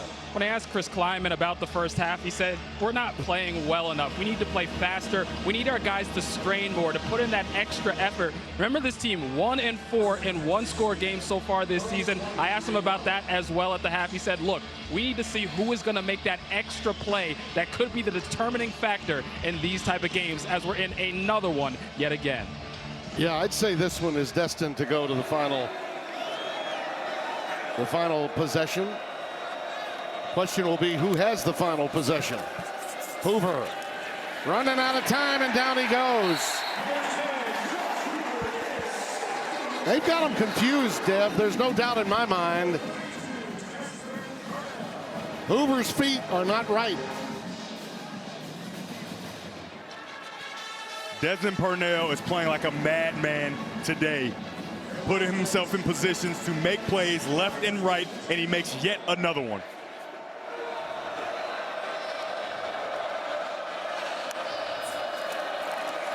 Up behind the sticks again. This one's picked off. Intercepted by Purnell. Des Purnell, a touchdown.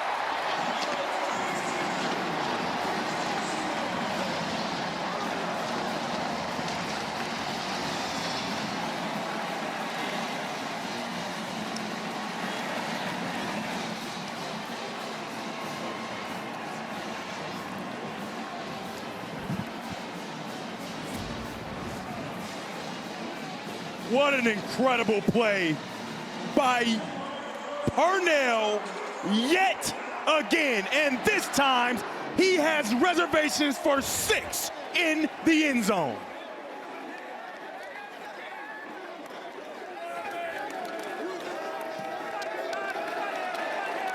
Yeah, I said it right before the interception. They look dazed and confused. So it started with the loss. The sack began all of this. Purnell. Yeah. And then from dazed, the ball goes into the hands of Dez. Yeah. From dazed to Dez, and Purnell had those reservations. You're right.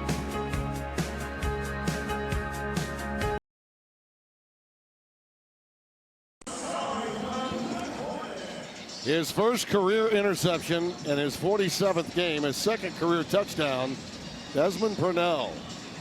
A difference maker in this game, and you know that interception thrown by Hoover was brought on really from what Clanderman was doing defensively late in the first half and carried through with the sack and then the interception, the pick six.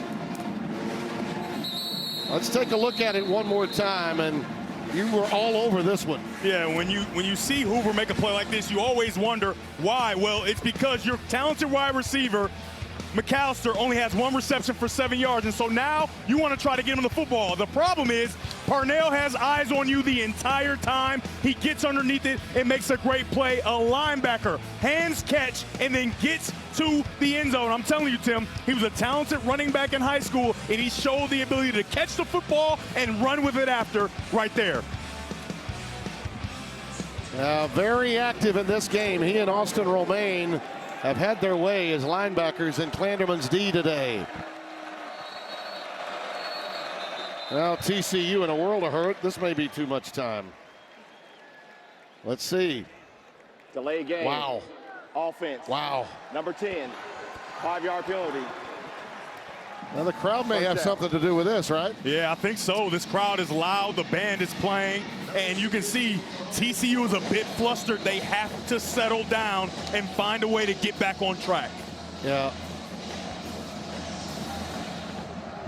I'm not one of those guys that gets into body language a lot, but I'd say Sonny Dykes' look kind of says it all right now. And we got a false start. It's going to be on McAllister. False start. Offense, number 1, 5-yard penalty, first down. Yep. Give Zayshawn Rich a little credit on that one. That little twitch of his may have had something to do with McAllister leaning in.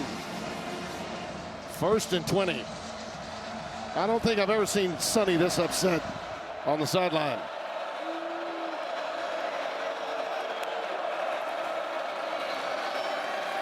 Barnes. They had him at the point of attack. No room. He'll get a yard. Sayamalo with the tackle. Uso Sayamalo out of Garden City Community College. Kansas State is getting very arrogant. Take a look at Payne right here to the left of your screen. He's going to start to come down. He's going to get an extra hit on Barnes to make sure this play is stopped. With the safeties low, you got to throw the go. Look out. Hoover. He throws it to Barnes, and Kavorian sets sail down the sideline. He may have been over the line of scrimmage. And I don't think this one was very close. He may have been a couple of yards past the line of scrimmage this time. You can see that the TCU offense right now is pressing. They're pressing. They're trying to find a way. They're grasping for straws. Right here, Hoover, we've seen him make plays like this. Offense, number 10, was beyond the line of scrimmage before he threw the ball. 5-yard penalty from the spot of the foul. Lost it down. 3rd. Yeah, and you can see that's a face of a coach that sees that his team, especially offensively, is pressing, trying to find something, and it wasn't particularly close, so I expect that they won't go to review, but it looks like they are going to jog over and check. And this time, Tim, I'm with you. I do not think there should be a review. No, it wasn't even close. And that's a long jog for the referee. We're going to be here waiting for just a moment. Yeah, he was 2 yards past it with his front foot. I mean, I just don't get this. I'll never understand it. I will never understand it. You're right there. Your guy had the call. It's an easy call to make. Yeah, it should be very quick, though, I would hope. But this just gives Sonny Dykes some more time to ponder, how is this happening? How is my offense beginning to press? How are we not in position to make plays time and time again? And the ball's still in his hands there, right? Rolling one more clip. Now the ball's out. He's a yard and a half at the least. At least. Past the line of scrimmage. At least. This is way too easy to have to go back and look at all over again. And again, I don't mean to sound like the grumpy old man, but you sound like the grumpy old man. I'm sorry. But I'm young, and I'm a little grumpy too here. After review, the penalty for illegal forward pass has been upheld. It will be 3rd down. Now we got a long jog from the 20 about, what was that, about 80 yards for the referee to get back in position? Listen, I get my steps in airports. You know, I don't take the trams. These guys, these officials are getting their 10,000 steps in. Man, look at this run. So they can get the official replay. But that's the one thing you will say. You can't say these officials aren't in shape. 3rd down and 23. It's a long way to go. We're going to go trips up to the top of your screen. McAllister, the lone wide receiver, to the bottom of your screen.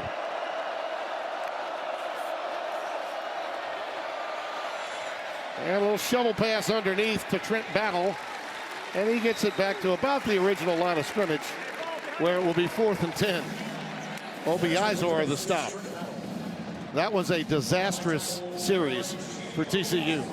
Yeah, and this Kansas State defense just continues to gain momentum and come to life as they continue to make plays on this talented TCU defense. Kroll will punt it away. Sterling Lockett back deep. Well, that's a boomer. He's got him backing up. And Lockett is twirled down at the 25. That's a magnificent boot, and one that they really needed, TCU. 53 yards. You know that the Wildcats were looking forward to that good field position.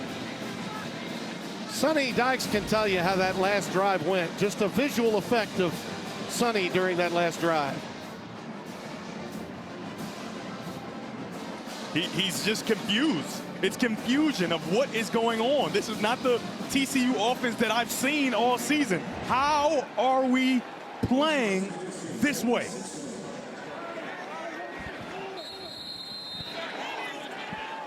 Joe Jackson is the setback. Avery Johnson and company with a 2-touchdown advantage. Jackson leaning forward to get 3 yards on that play. Well, it's up to the Horned Frogs defense to get the ball back for them. You know, that's one thing I could say about the Big 12 games that you and I have seen this year. We've seen quite a few. The defenses in this league have really improved, which says a lot about how dynamic quarterback play has been even through that. Yeah, but for TCU, they're starting to creep those safeties down, and Avery Johnson is feeling good about himself. He has an opportunity to throw this ball over their heads. On 2nd and 8, Jackson, plenty of wide open spaces. They had no one to set the edge there.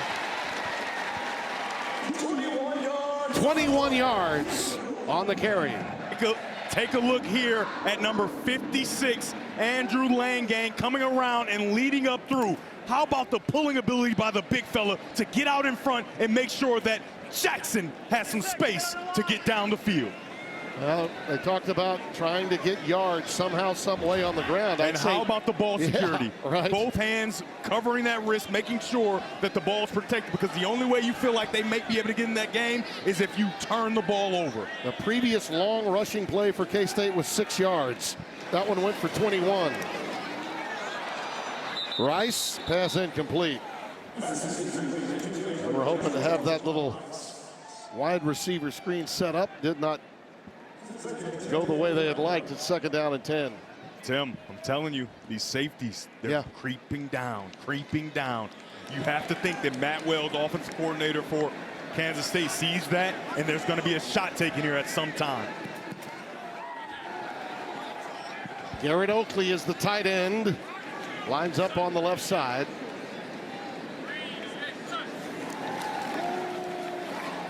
Out pattern caught. Jace Brown. Marking 3 yards shy of the first down, a gain of 7.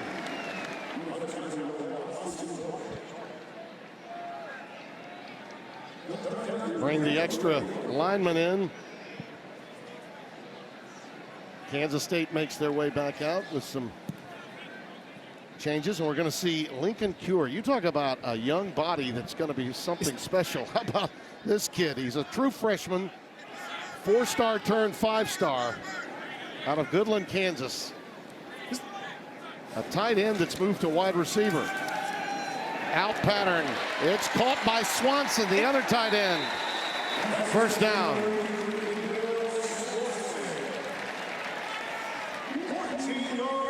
Will Swanson, his last catch was just for 5 yards in the Arizona game. They're moving as many people in and out of there as possible.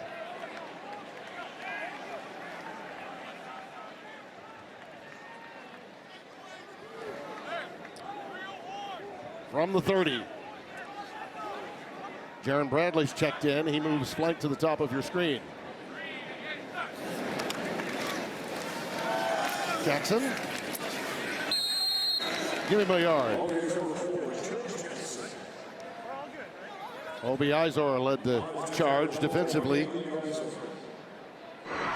And Andy Avalos' defense is going to have to make the plays here to keep their team in it. They are on their heels right now. Already down 2 scores, over halfway through the third quarter. There's Andy, another former head coach over at Boise State. Jackson, he got past him on the edge again. Shoved out by Austin Jordan. I think they're going to say he's 1.5 yards maybe shy of the first down. But his quickness, I think, surprised TCU there.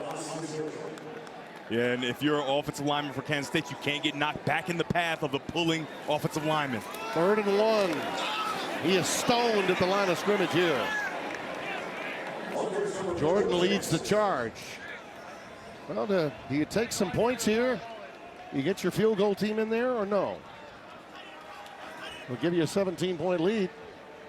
The way you're running the football right now, I think you have to trust your quarterback right there. A lot of options you have here. Avery Johnson is playing really clean football. You can allow him to get on the edge. He's a big, strong guy. You can go under center and go quarterback sneak, or you can just go quarterback power, allow a lead blocker, and allow him to find and sift his way through to pick up the first down.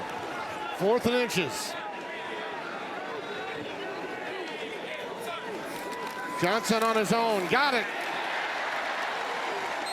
He was one move away from getting to the second level. That's sifting if I've ever seen it, right? I said, go to the quarterback power. He gets to the quarterback power, drop steps, and starts to find his way. And like you said, he's one arm tackle away from breaking it. A nice job of trusting your quarterback by offensive coordinator Matt Wells, and a great job by Avery Johnson delivering. So that would suggest that Kansas State's going for the jugular right now.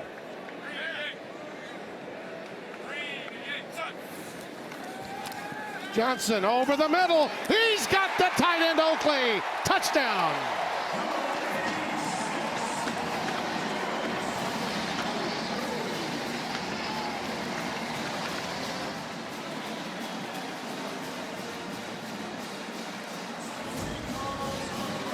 We've talked about it ad nauseum. The safeties are low, so it allows an opportunity for your tight end to get right up the seam. Because you've ran the ball well, he doesn't back up. He's wide open. A nice throw and strong hands by Garrett Oakley. What was I thinking? Of course he's going for it on 4th down. Rodriguez has been pretty good, though. And he comes in now for the extra point.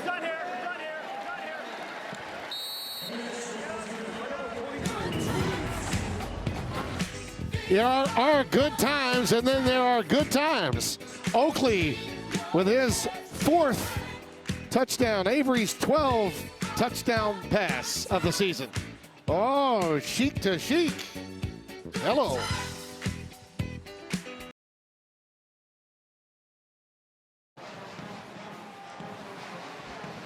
28-7 our scores. 3:57 remaining here in the third. And the defense has ruled the day so far. Yeah, when we talked to defensive coordinator Joe Klanderman, he said, you know, it's always been who's going to make the play for us, right? Throughout the years, somebody always makes the play, but it started to look early in the season like it's who's going to screw it up. Well, this has not been the case today. Guys everywhere have done their part, especially Desmond Purnell, who you just saw have a touchdown interception return. Well, let's see who's gone above and beyond. Sponsored by Jersey Mike's. Be a sub above, and I've got no problem giving that defense some love. Look at that. Certainly, they've done an amazing job. It started with that backward pass, unforced error for TCU, gone for a touchdown, and from there, it seems like it's been a snowball, and it's just getting bigger and bigger and bigger. And now TCU is down by 21 points, and nobody saw this coming. Jeremy Payne, number 26, is in the backfield. Now down by 3 scores. A lot of work for TCU to do. To give you some indication about the history of this program, Kansas State in the last 25 years has 65 defensive touchdowns. 65 in a quarter century. Until this year, they had 0. And today, they've come away with 2 big defensive scores. And Eli Leo is down on the field, 56. He's injured, number 56. Oh, there he is, the Hall of Famer. He helped engineer some of those magnificent teams. One of the greatest I got to see in 1997, that team that could have very easily played for the national title but lost the Big 12 title game, went on to beat Syracuse and Donovan McNabb in the Fiesta Bowl in 97. He had great linebackers, Semino, so many really, really outstanding players. Michael Bishop was the quarterback of that team. I remember so well. He built the program really from scratch. A few years earlier, it was KU and Kansas State playing in what they called the Futility Bowl on the front cover of Sports Illustrated. And he has seen this program continue its exploits under Chris Kleiman, who sees the game the same way Coach Snyder sees the game. Don't beat yourself. Let your defense do the job. Run the ball and stop the other team's run. And that's why it's been so confusing for fans of Kansas State throughout this season, because they've done those things. They've beaten themselves. Yep. And today you see TCU is doing a little bit of that, and Kansas State is avoiding it. 2nd down and 9 for Hoover. There's McAllister. He's got it, and look out. He's electric once he gets it. Inside the 50 to the 47. If there's an offense that can come back from this deficit, it's TCU, but they have to get out of their own way. Not a particularly accurate pass. However, McAllister reaches back with that long frame and makes a play. Look out. Small's got it. In the seam. It's Small. What a reverse. Down to the 5. There is no give up in this team. Des Parnell with a saving tackle. 41 yards. Just a post into the middle of the field. A very nice job and a perfect throw. Protecting your receiver over the middle. Ed Small makes another big play. Hoover going fade for McAllister. I want to go back to the Small catch and the moves that he made after the catch, too. His name is Small, but he makes big plays, and he continues to find a way to get down the field. Look at this little move, Gonna go back inside and find my way closer to the end zone. Daniel Cobbs thought he had him, but it was not to be. 6 catches, 101 yards for the true freshman. How about a coming out party in Manhattan? Young man out of Austin, Texas. 2nd and goal. Keep an eye on the tight end, Curtis, in the slot to the bottom of your screen. It's Payne, well defended. Still, he manages to get it to the 3, maybe the 2. Austin Romaine ushered him out. TCU tried to garner the numbers there, but they just didn't have it. Nice pursuit by the inside defenders of Kansas State. Going quickly out of the shotgun. Payne in the backfield. Play fake. There he is. Small. He ran out of real estate. Out of bounds. Boy, you talk about a difficult moment now. You got 4th down. You need a touchdown desperately. Yes, that first foot is on the white. Yeah. A very nice pickup by the officials, making sure they say incomplete.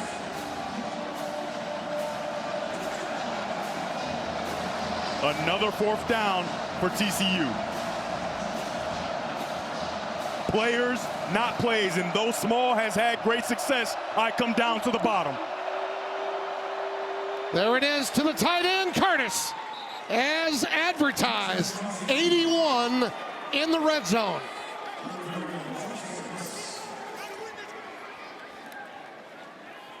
That was a must-score 4th down accomplishment. And that's how you quiet the crowd. 81 just going to come into the flat in a nice little toss. We've seen this play time and time again today, and it works again for TCU's offense. What a response, because this game could have easily gotten away from you. Oh, I don't know that they would have recovered if they don't convert that 4th down.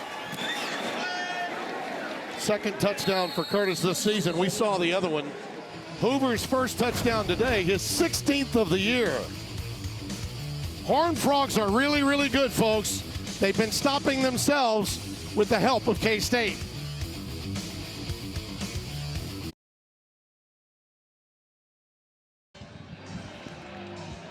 (28-14).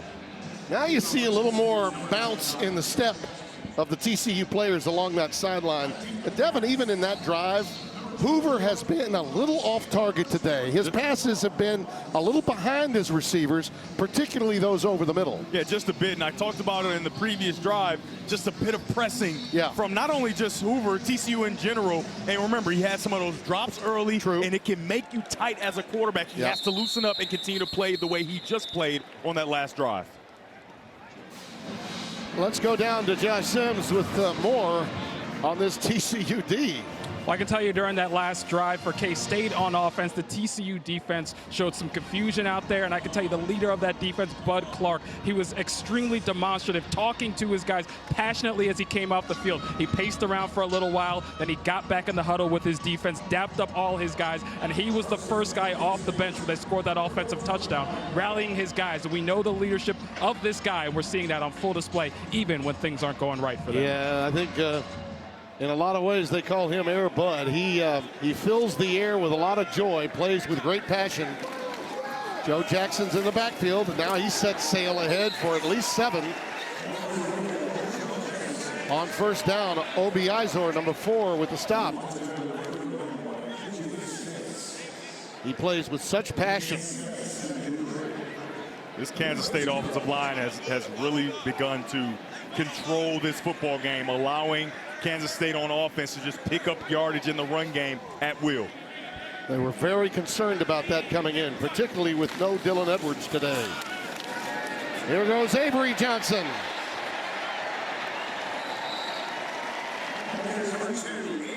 "12 yards and a 1st down for the guy with those golden locks."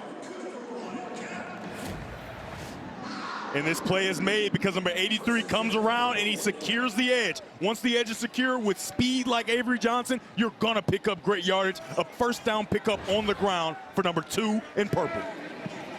We've had the pleasure of chatting with Avery several times, and there was no denying that he and this program had been humbled somewhat coming into the game.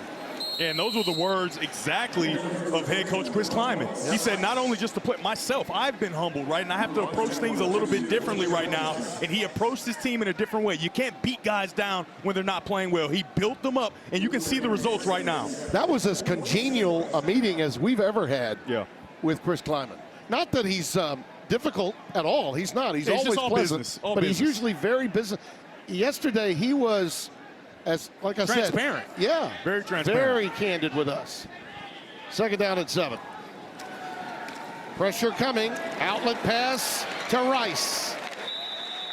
He'll be stopped a yard, maybe a half yard shy of the first down by Bud Clark. A little back and forth between Bud. Great recognition there by Avery Johnson. When you get a running back in the flat and he does what we call outflank the defense right away, you get him the ball quickly so he can pick up as many yards as he can.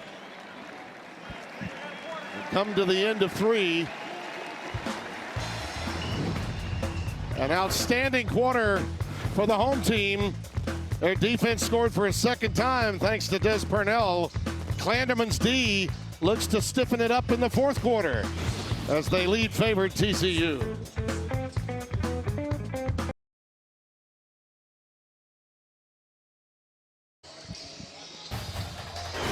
Fox College Football is sponsored by Geico. Switch and save. Get more with Geico. No lead is safe, no matter the situation, good or bad, where TCU is concerned. Trailed by 14, came back to win against Deion Sanders and the Buffs, and of course had that 17-0 lead in the desert 2 Fridays ago in a game we had, only to see Sam Levitt and company come back and get the big win.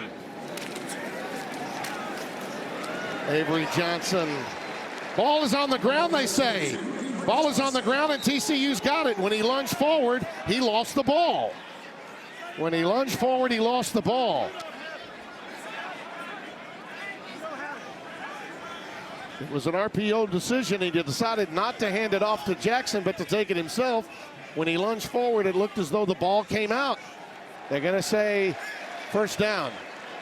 And for Avery, you get away with one there. The one way to give this game away. Oh, no, that ball is out. Now, did he recover it? Let's see. Oh, boy, did he get it back? Max Carroll knocked it out of there. Perhaps they said he recovered it because they're not going to review it. It must have been recovered and for a first down. And I think it's the player who fumbles has to recover for a first down for it to advance. Exactly. A real break for K-State.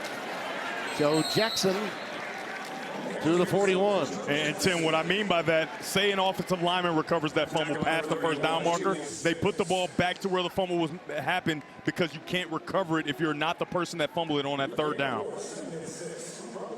And you can bet that Andy Avalos and his staff are making sure his guys know this is the time you go and get the ball out. And Bud Clark, of course, specializes in that, at that, number 21, in that secondary at safety. As much as you want to run the football, the middle of the field is completely open. And Jackson knows it. Gets it inside the 30 to the 29. Max Carroll, the tackle again, number 33. Tim, however you want to get there, the middle of the field is open, and they find a way to get there with number 4 in purple, Joe Jackson. Little face mask there. TCU gets away with it, but a big gain and a first down rush for Kansas State. Well, he picked a heck of a day to have his most productive afternoon as a running back without Dylan Edwards ready to go. Jackson with a good cutback, but again, nice recovery and support coming from that secondary. Channing Canada with the tackle. Total yards in this game are virtually even. 290 yards for Kansas State, 288 for TCU. How about the true freshman, number 31, Julius Sims, jumping in there and kind of making that play bubble to create a short game. Nice job. A true freshman coming in, understanding the magnitude of the moment and making a play for the defense. Lincoln Cure has come in. He's split wide to the top of your screen, number 0. Jackson. Well, he is driving those legs forward. It'll be third down and about 3.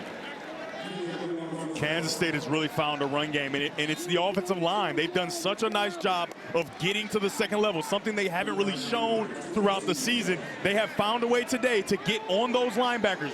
Obi Izor and his buddy, his running mate, Caleb Elarms Orr. They're getting covered up, and it's a lot of yardage out there for the runners of Kansas State. Look out. Incomplete. Garrett Oakley, the intended receiver, and a late flag comes down. Obiazor was over in coverage. Now, it's clear pass interference. However, that ball lands 3 or 4 yards out of bounds. There's no way it could have ever been caught. No. Pass interference, defense, number 4. The penalty will be enforced at the spot of the foul. Automatic, first down. And Sonny wants an explanation for that very reason. Yeah. For that very reason. It's clear pass interference if this ball is catchable, right? He puts both hands on him, pushes him, but that ball was never going to have a chance of being caught. Yeah, the throw was well in front of him, way up there. Almost hit the photographers.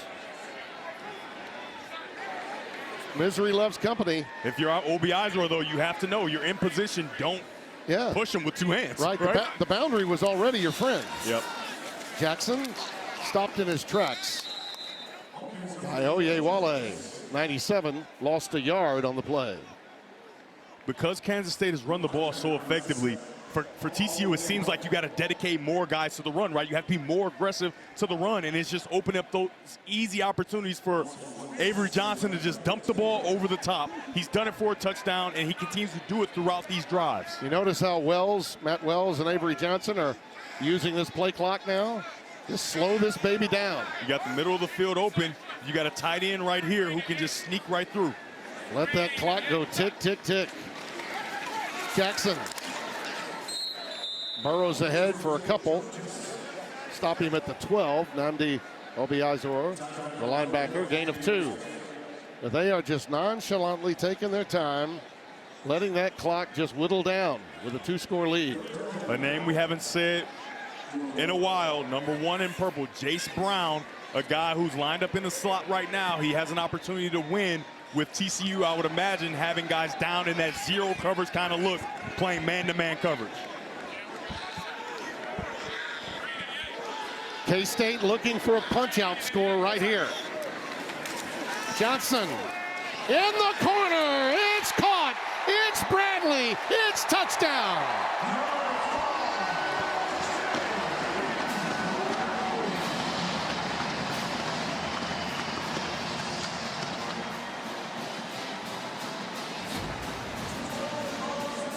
Great recognition by Avery Johnson. It was zero coverage, and he gets to Bradley in the back of the end zone. A perfectly thrown football by Sunshine.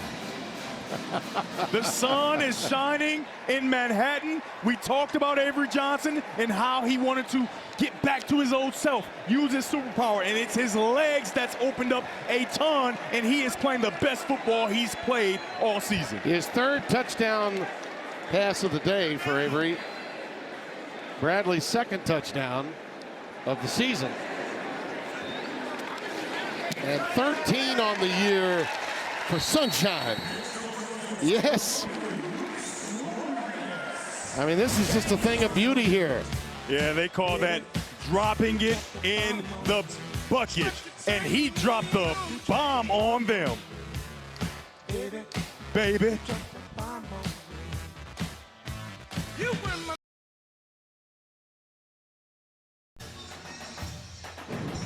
Fox College Football is sponsored by Pacific Life, building confident futures for nearly 160 years. And time now for our Pacific Life game summary, building confident futures for nearly 160 years. The wheels began to come off, Devin, right after this play. Yeah, the snowball got to rolling, and you got to give a lot of credit to Joe Klanderman in this Kansas State defense. I mean, they have been incredible all day. And because they've been so incredible, their offense has been able to pick up the ball and start to roll themselves. We talked about the run game being so important to Kansas State, not only in this season, but historically. And they found the run game somehow, some way, and it is paying dividends. After the game with Colorado, I remember Sonny Dykes saying, you know, we were a little too sloppy tonight. We got to fix that. And that sloppiness, I think, kind of got involved early in this game. And so then you get a little hesitant because you're making a few mistakes. That contributed to K-State's defensive takeover of this game. Hoover, that ball is flailing in the air as pressure got to him from Chidi Obiizor. Yes, that is the younger brother of Nnamdi Obiizor, the two brothers playing against each other today. And that ball could have been picked out of the air. And smart by Barnes, the running back number 2, to jump on it just in case they rule it a fumble. Holding, offense, number 54, 10-yard penalty, first down.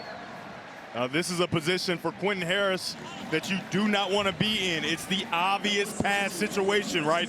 Now you're forced to move quickly and make plays as a tackle, and the defense knows that you're going to pass the football.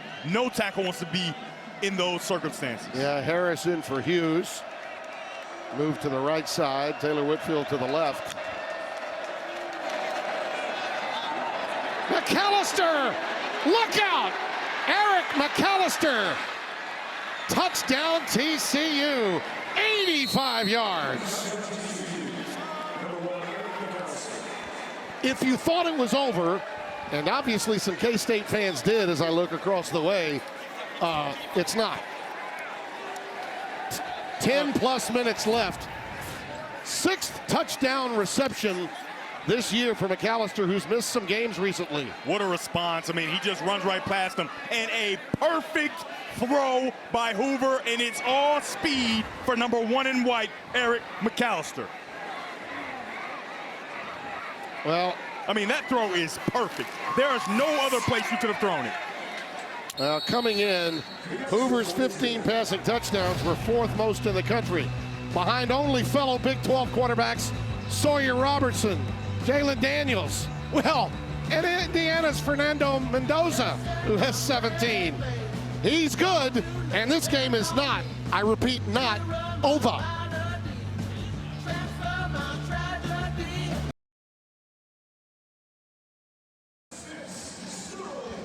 So we've reached that point in the game, Devin, when the question becomes for the team with a 2-touchdown lead, how do you handle a full cup of success? You had a 3-touchdown lead. You just got burned, granted on a wonderful pass to the best receiver on the field. Yeah. But all of a sudden now, TCU's got to be thinking, yeah, we can get the ball back twice and score. If you're going to make a comeback, it has to be plays like that. And another thing you have to do defensively, you have to force a turnover. You have to find a way to get the ball out or possibly make Kansas State go 3 and out. And we're running out of time to get our Aflac trivia question in. So here it is. There are 5 coaches in their 2nd stint at their current school. Which has the most victories? Which has the most wins? I've got a hunch. I've got a hunch. But I'm going to let you think about it too.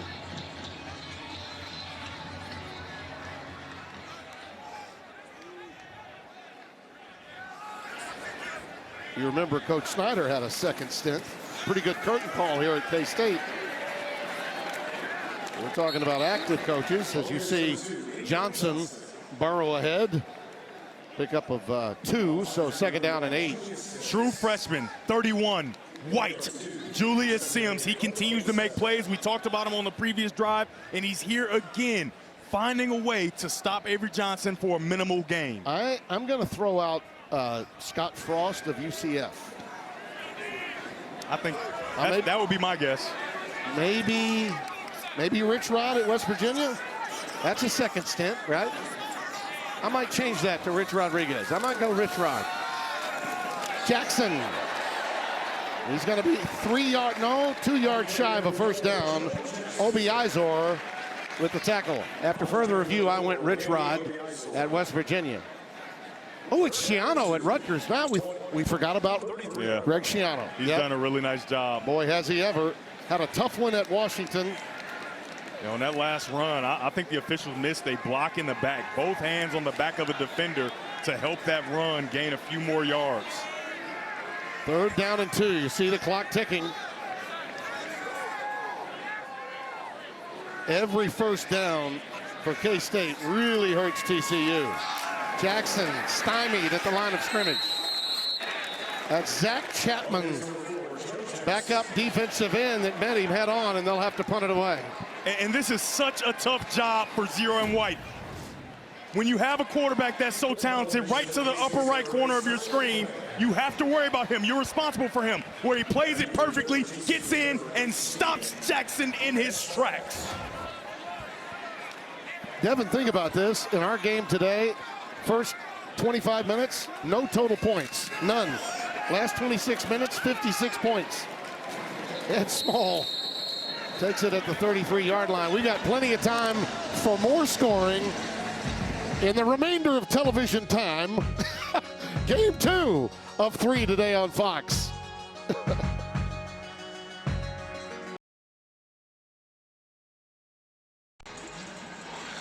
Welcome back to this Big 12 showdown between TCU and K-State. Not often two brothers get to go head-to-head in college. That is the case for Namdi Obiizor for TCU and Chidi Obiizor for K-State. And that's mother Lori right there in the middle. Came to watch both her sons. I talked to her before the game. She is so proud. Thought about wearing a split jersey with each one of their numbers, but then she figured if I just wear purple, I got them both covered. But she does have 2 signs, one with each one of her sons that she can hold up during the game. The proudest mother in the state of Kansas. How many times do you think she said, "That's my baby"?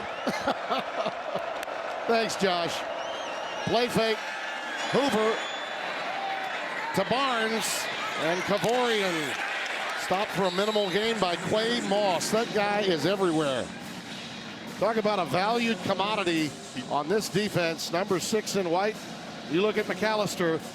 Yeah, and McAllister started this game, 1 reception, 7 yards. Well, since 3 reception, 119 and a touchdown. Get him the football. Hoover, tip ball. It's intercepted by Purnell. Des Purnell, his 2nd of the day. All right, Tim. Say it with me. Tips and overthrows. Yep. Tips and overthrows. Yep. And again, a tip ball is intercepted by the Kansas State defense. Talk about a killer. That is a buzz kill for TCU. Just trying to get to the check down. The ball comes out funny. Tips and overthrows. Purnell with another interception, and he tries to get to the end zone again. Look at the stiff arm there. A little face mask. They can call it. Right, a little stiff arm there. I told you, play a little running back in his day. I give Hoover credit for gamely going after the tackle, but he was discarded with a little help of the face mask. 3 turnovers, 14 points off those turnovers. Big difference in this game. Johnson salting this baby away now. Hey.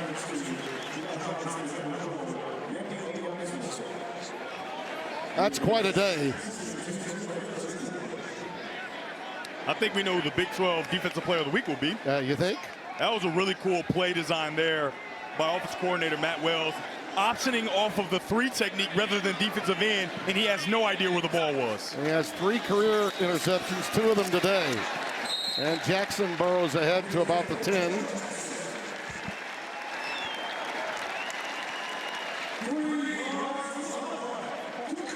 And with that first down, more time will come off that clock, and they'll just let it run for as long as possible. Yeah, and they're going to be in no hurry here as they create another turnover. And I've said it before, and I have to say it again.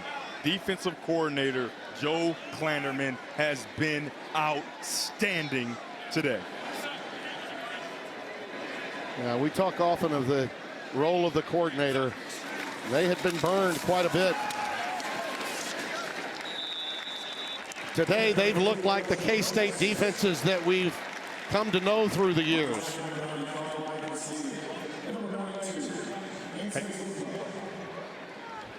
What a bitter pill, too, this is for TCU. They came in a lot of ways, feeling very good about themselves, and why wouldn't they? They just came back from a 2-touchdown deficit, beat Colorado. They had K-State here, Baylor next week. at home before going to West Virginia. They were in a great spot to hang tough, be on the doorstep of being a possible Big 12 title game contender. This is really going to hurt.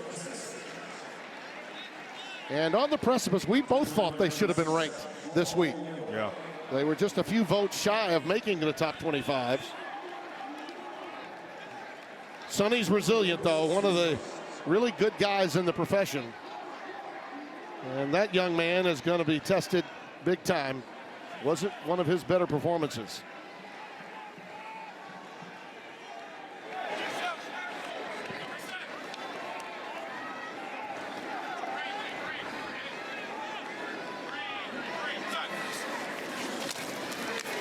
Jackson, boy, he got hit pretty hard and still bolted forward to about the 2.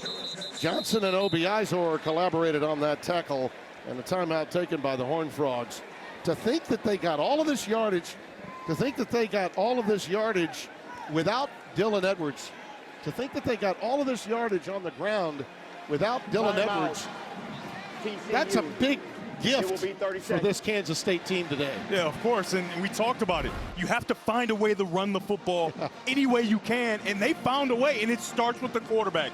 Number 2 in purple. He continues to build on what he was able to do for the last couple weeks, and him running the football is the most important thing for this offense right now, especially without your best running back, and it's been really impressive to see him respond from adversity that they had this early in the year. That borderline backwards pass, I thought, that was a scoop and score, is what really turned the game around. Yeah, of course. That's exactly right. We talked about the snowball starting to roll. That was the first snowfall that really allowed that snowball, and it just has continued to roll like a train down the train tracks. Chugga, chugga, chugga, chugga, chugga, chugga. Toot! Toot! Field goal time now. Forces you to have even more scores. That interception, they have put this one to bed. Boy, you talk about games that's outcomes will echo throughout the remainder of the year.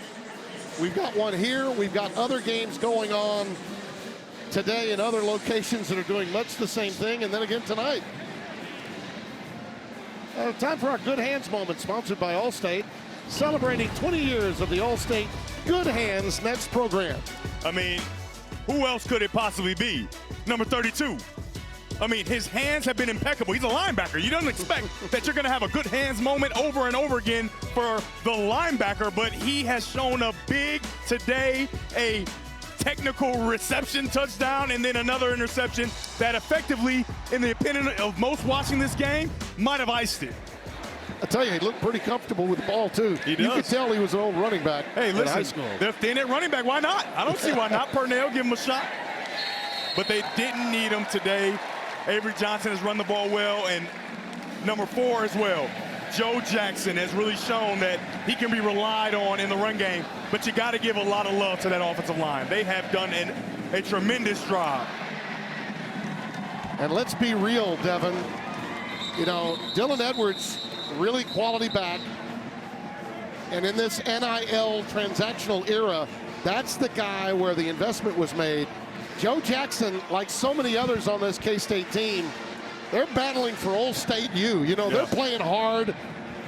And there's Dylan, you see in regular clothing there next to Coach Wells. They get him back.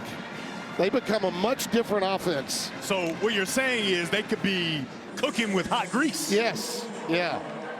Kansas State could do in the second half of the season what Kansas did in the second half last year. That ball was tipped by Bates. And if you think about it, Devin, Lance Leipold's team lost a lot of close games to start the year last year, just like K-State has this season. And became a spoiler at the end of the year. Cost Colorado a date in the Big 12 championship game. Yes, sir. 2nd and 10. Small regathered that. In traffic, he regathered that. Tell you what, he's exciting, isn't he? I mean, obviously you would love to see him catch it once, But how in the world, with Parnell bearing down, does this true freshman make this play? Yeah. And it's not made, obviously. It's bounces off the ground. Yeah. He stuck with it, though. Parnell tipped it himself. That should be intercepted again. Yeah. And somehow Ed Small stops it from happening. I want to go back to this. Honestly, I did not see the ball bounce when it was. I thought he had regathered it. Yeah, So. Parnell, again, those tips and those overthrows, he's almost there to get his third interception on the day. Small's back was to us in real time, but you know he had to hear the footsteps. It's a huge fourth down. If you don't pick up this fourth down, this football game is over for TCU.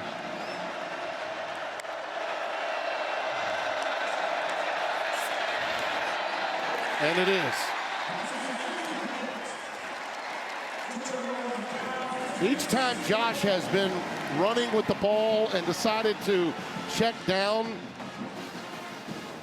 to a receiver, he's overthrown it. This is the second time where if you take a look, the ball is coming out really funky. Yeah. Right on the interception tip to Parnell, he kind of sails that one on the check down, and then he's trying to get to this check down again, and it comes out super wobbly with the nose of the ball pointing up. You have to wonder, is he not feeling well? Is his arm not, you know what I mean? Because you just don't see Hoover making those types of throws, right? He's usually throwing a tight spiral on target, and he just hasn't been able to do that. Yeah, just a bad day at the office.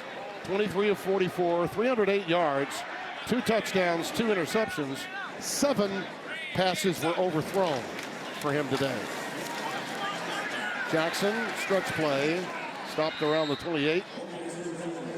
What are the things you're thinking about if you're Kansas State on offense?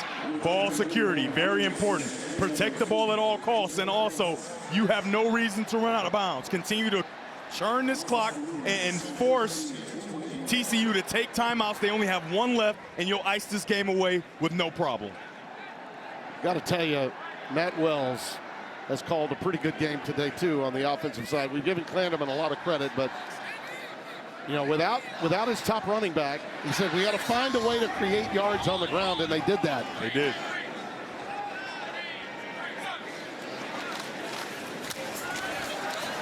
Jackson to the 21. You know, Matt Wells was a hard luck head coach at Texas Tech. Here's a nice run. He was fired after a loss to guess who? Kansas State. While at Texas Tech, he was at a record of 3-2. To Texas Tech's defense, they did have a chance to get Joey McGuire, and if they didn't get him, they knew Matt Rule was going to leave, and he did for an NFL job. Texas Tech wanted to get McGuire before Baylor did. Jackson inside the 20 to the 18. Matt's one of the really good guys in the business, and he has done a tremendous job this afternoon with this offense. Yeah, Tim, and everybody's probably wondering, well, where's this defense been for Kansas State? Why haven't they put, well, they replaced a ton of production and guys in the back end and in that front seven. Right. Guys have different responsibilities, and you can see here in their 6th game, it's now like, okay, you're starting to figure out how to play Kansas State football, right. And I think that's the turn. Clanderman has been patient with his defensive players, and he's found a way to teach them how Kansas State plays defensive football. Well, I'm going to remember his statement to us the rest of this weekend. We've got to spread the stress by mixing our defensive looks, and this was a TCU team that felt the stress all day long. Oh yeah, all day long. And that's a great way to describe it, spreading the stress. And for the young man on your screen, Josh Hoover, I mean, he just hasn't been able to see it down the field, and it's because of what Clanderman's done in the back end, right? Is it man? Is it zone? Are you blitzing? Are you not? Right. He's really put him in predicament where he just didn't know what was coming, and the results are what you see in that score box.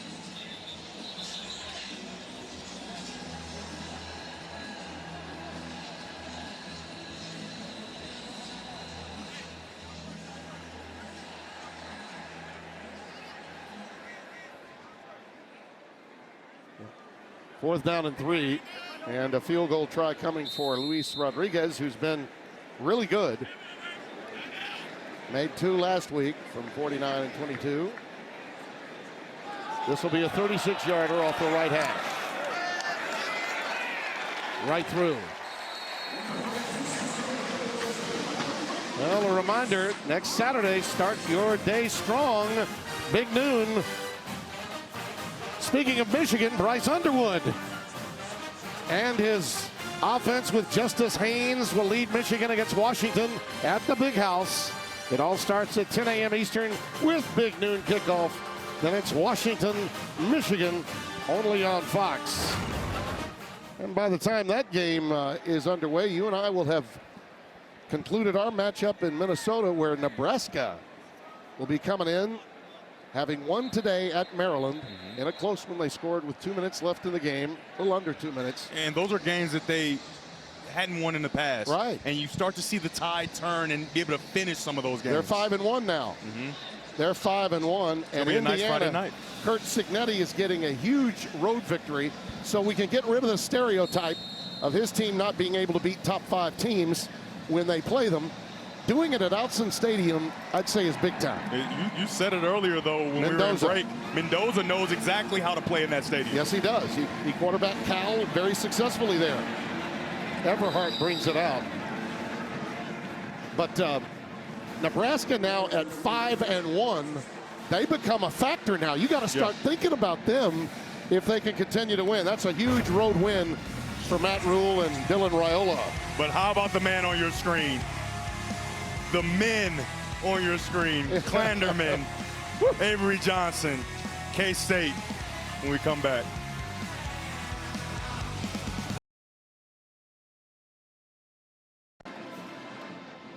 (41-21) immediately after our game, and we take you into the studio with Sarge and Coach Pete, Bruce Feldman.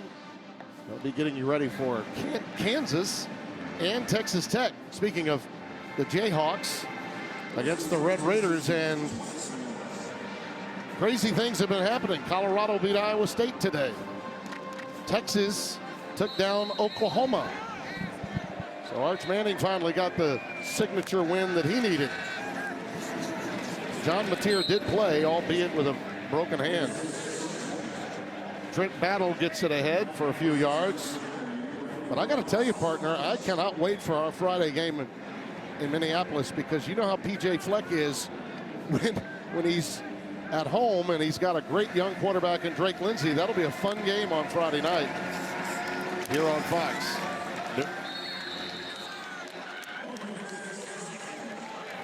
Avery Johnson will close off an unbelievable return to sender game. Yeah, I mean, it's been really impressive to watch. And the conversation with him was amazing, because of all he's gone through to this point in the season, adversity, taking a lot of blame that wasn't exactly his. Today with his legs, he rushed for 4 first downs, which is something you know that they had to have in those critical moments, and something that TCU's defense struggled with throughout this season. As you can see, Hoover completing a first down throw to number 81, Chase Curtis.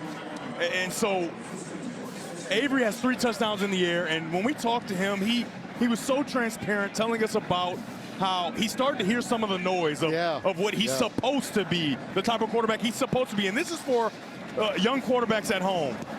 Don't worry about the noise, right? Ignore the noise. And if you happen to hear it, refocus and be you. Whoever you are, you be you. And that's what Avery Johnson has been able to do today. And it's been so impressive to watch. Being able to coach him at the Elite 11 years ago and to see him continue to grow into the man he's becoming. Outstanding job by the young quarterback. You know, these guys like Josh Hoover as well, as he goes over the middle for McAllister. He's got it. That'll be a touchdown. Eric McAllister, his second of the day, from 37 yards out. And I'm sure he's thinking to himself, gosh, I wanted to make so many more. Wish I could have. Maybe the outcome would have been different.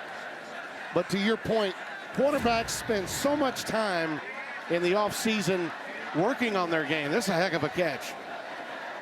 How about that? Yeah, that's incredible. Very nice catch. And like you said, I'm sure he wishes he would have been able to do that more throughout this game. But like we talked about ad nauseum, TCU just could not get out of their own way today. Yeah, he talked to us about working with guys like Rich Scangarillo, formerly with the 49ers. He said, you know, I was working on being more of a left foot forward quarterback, guys that to make some changes to become more in touch with how to improve myself. And in so doing, sometimes you get caught up in the quarterback thing as opposed to the winning thing. And for them to win, he's got to run, right? Of course, I've talked about it all day. That's his superpower. And, you know, a great example is Lamar Jackson, right? And not saying that Avery Johnson is Lamar Jackson. However, everybody who would listen, they told that Lamar Jackson's a running back. He can't play quarterback in the NFL. You can't win this way. Jalen Hurts, you can't win a Super Bowl running the ball. Super Bowl MVP. I think that has been kind of dismantled. Super Bowl MVP for Jalen Hurts, multiple league MVPs for Lamar Jackson, and Avery Johnson is getting back to the way he plays football, and he continues to develop as a passer from within the pocket, but his legs, those are his superpowers.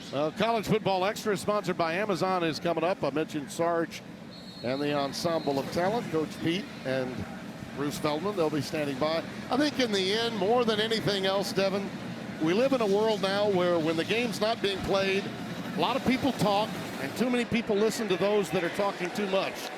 In the end, it's about winning football games and enjoying being where you are when you're there at the collegiate level, which is where he is right now. And you've seen him shots of just that big smile, just as happy as can be here in Manhattan. And these fans are excited. And I'm just telling you, the man on your screen, Coach Kleiman, their head coach, he's elated the way his team responded today. And as difficult a pill as this is to swallow for Sonny and Kendall Briles and company, you got to believe TCU, because the league is the way it is. There'll be some bounce back in them too. But the moment belongs to Coach Kleiman and Kansas State. They are a team that is more comfortable being at the top, not in the middle or second tier. And today they were on top.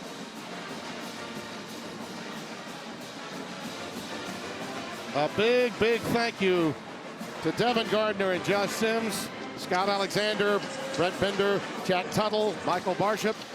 Studio will be joining you for our College Football Extra on the other side.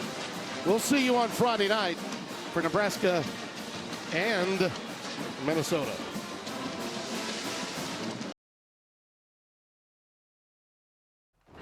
Desmond Purnell was 6 of the 14 points that K-State got off turnovers today against TCU as they improved to 3-4 on the season. TCU falls to 4-2, 41-28, the final.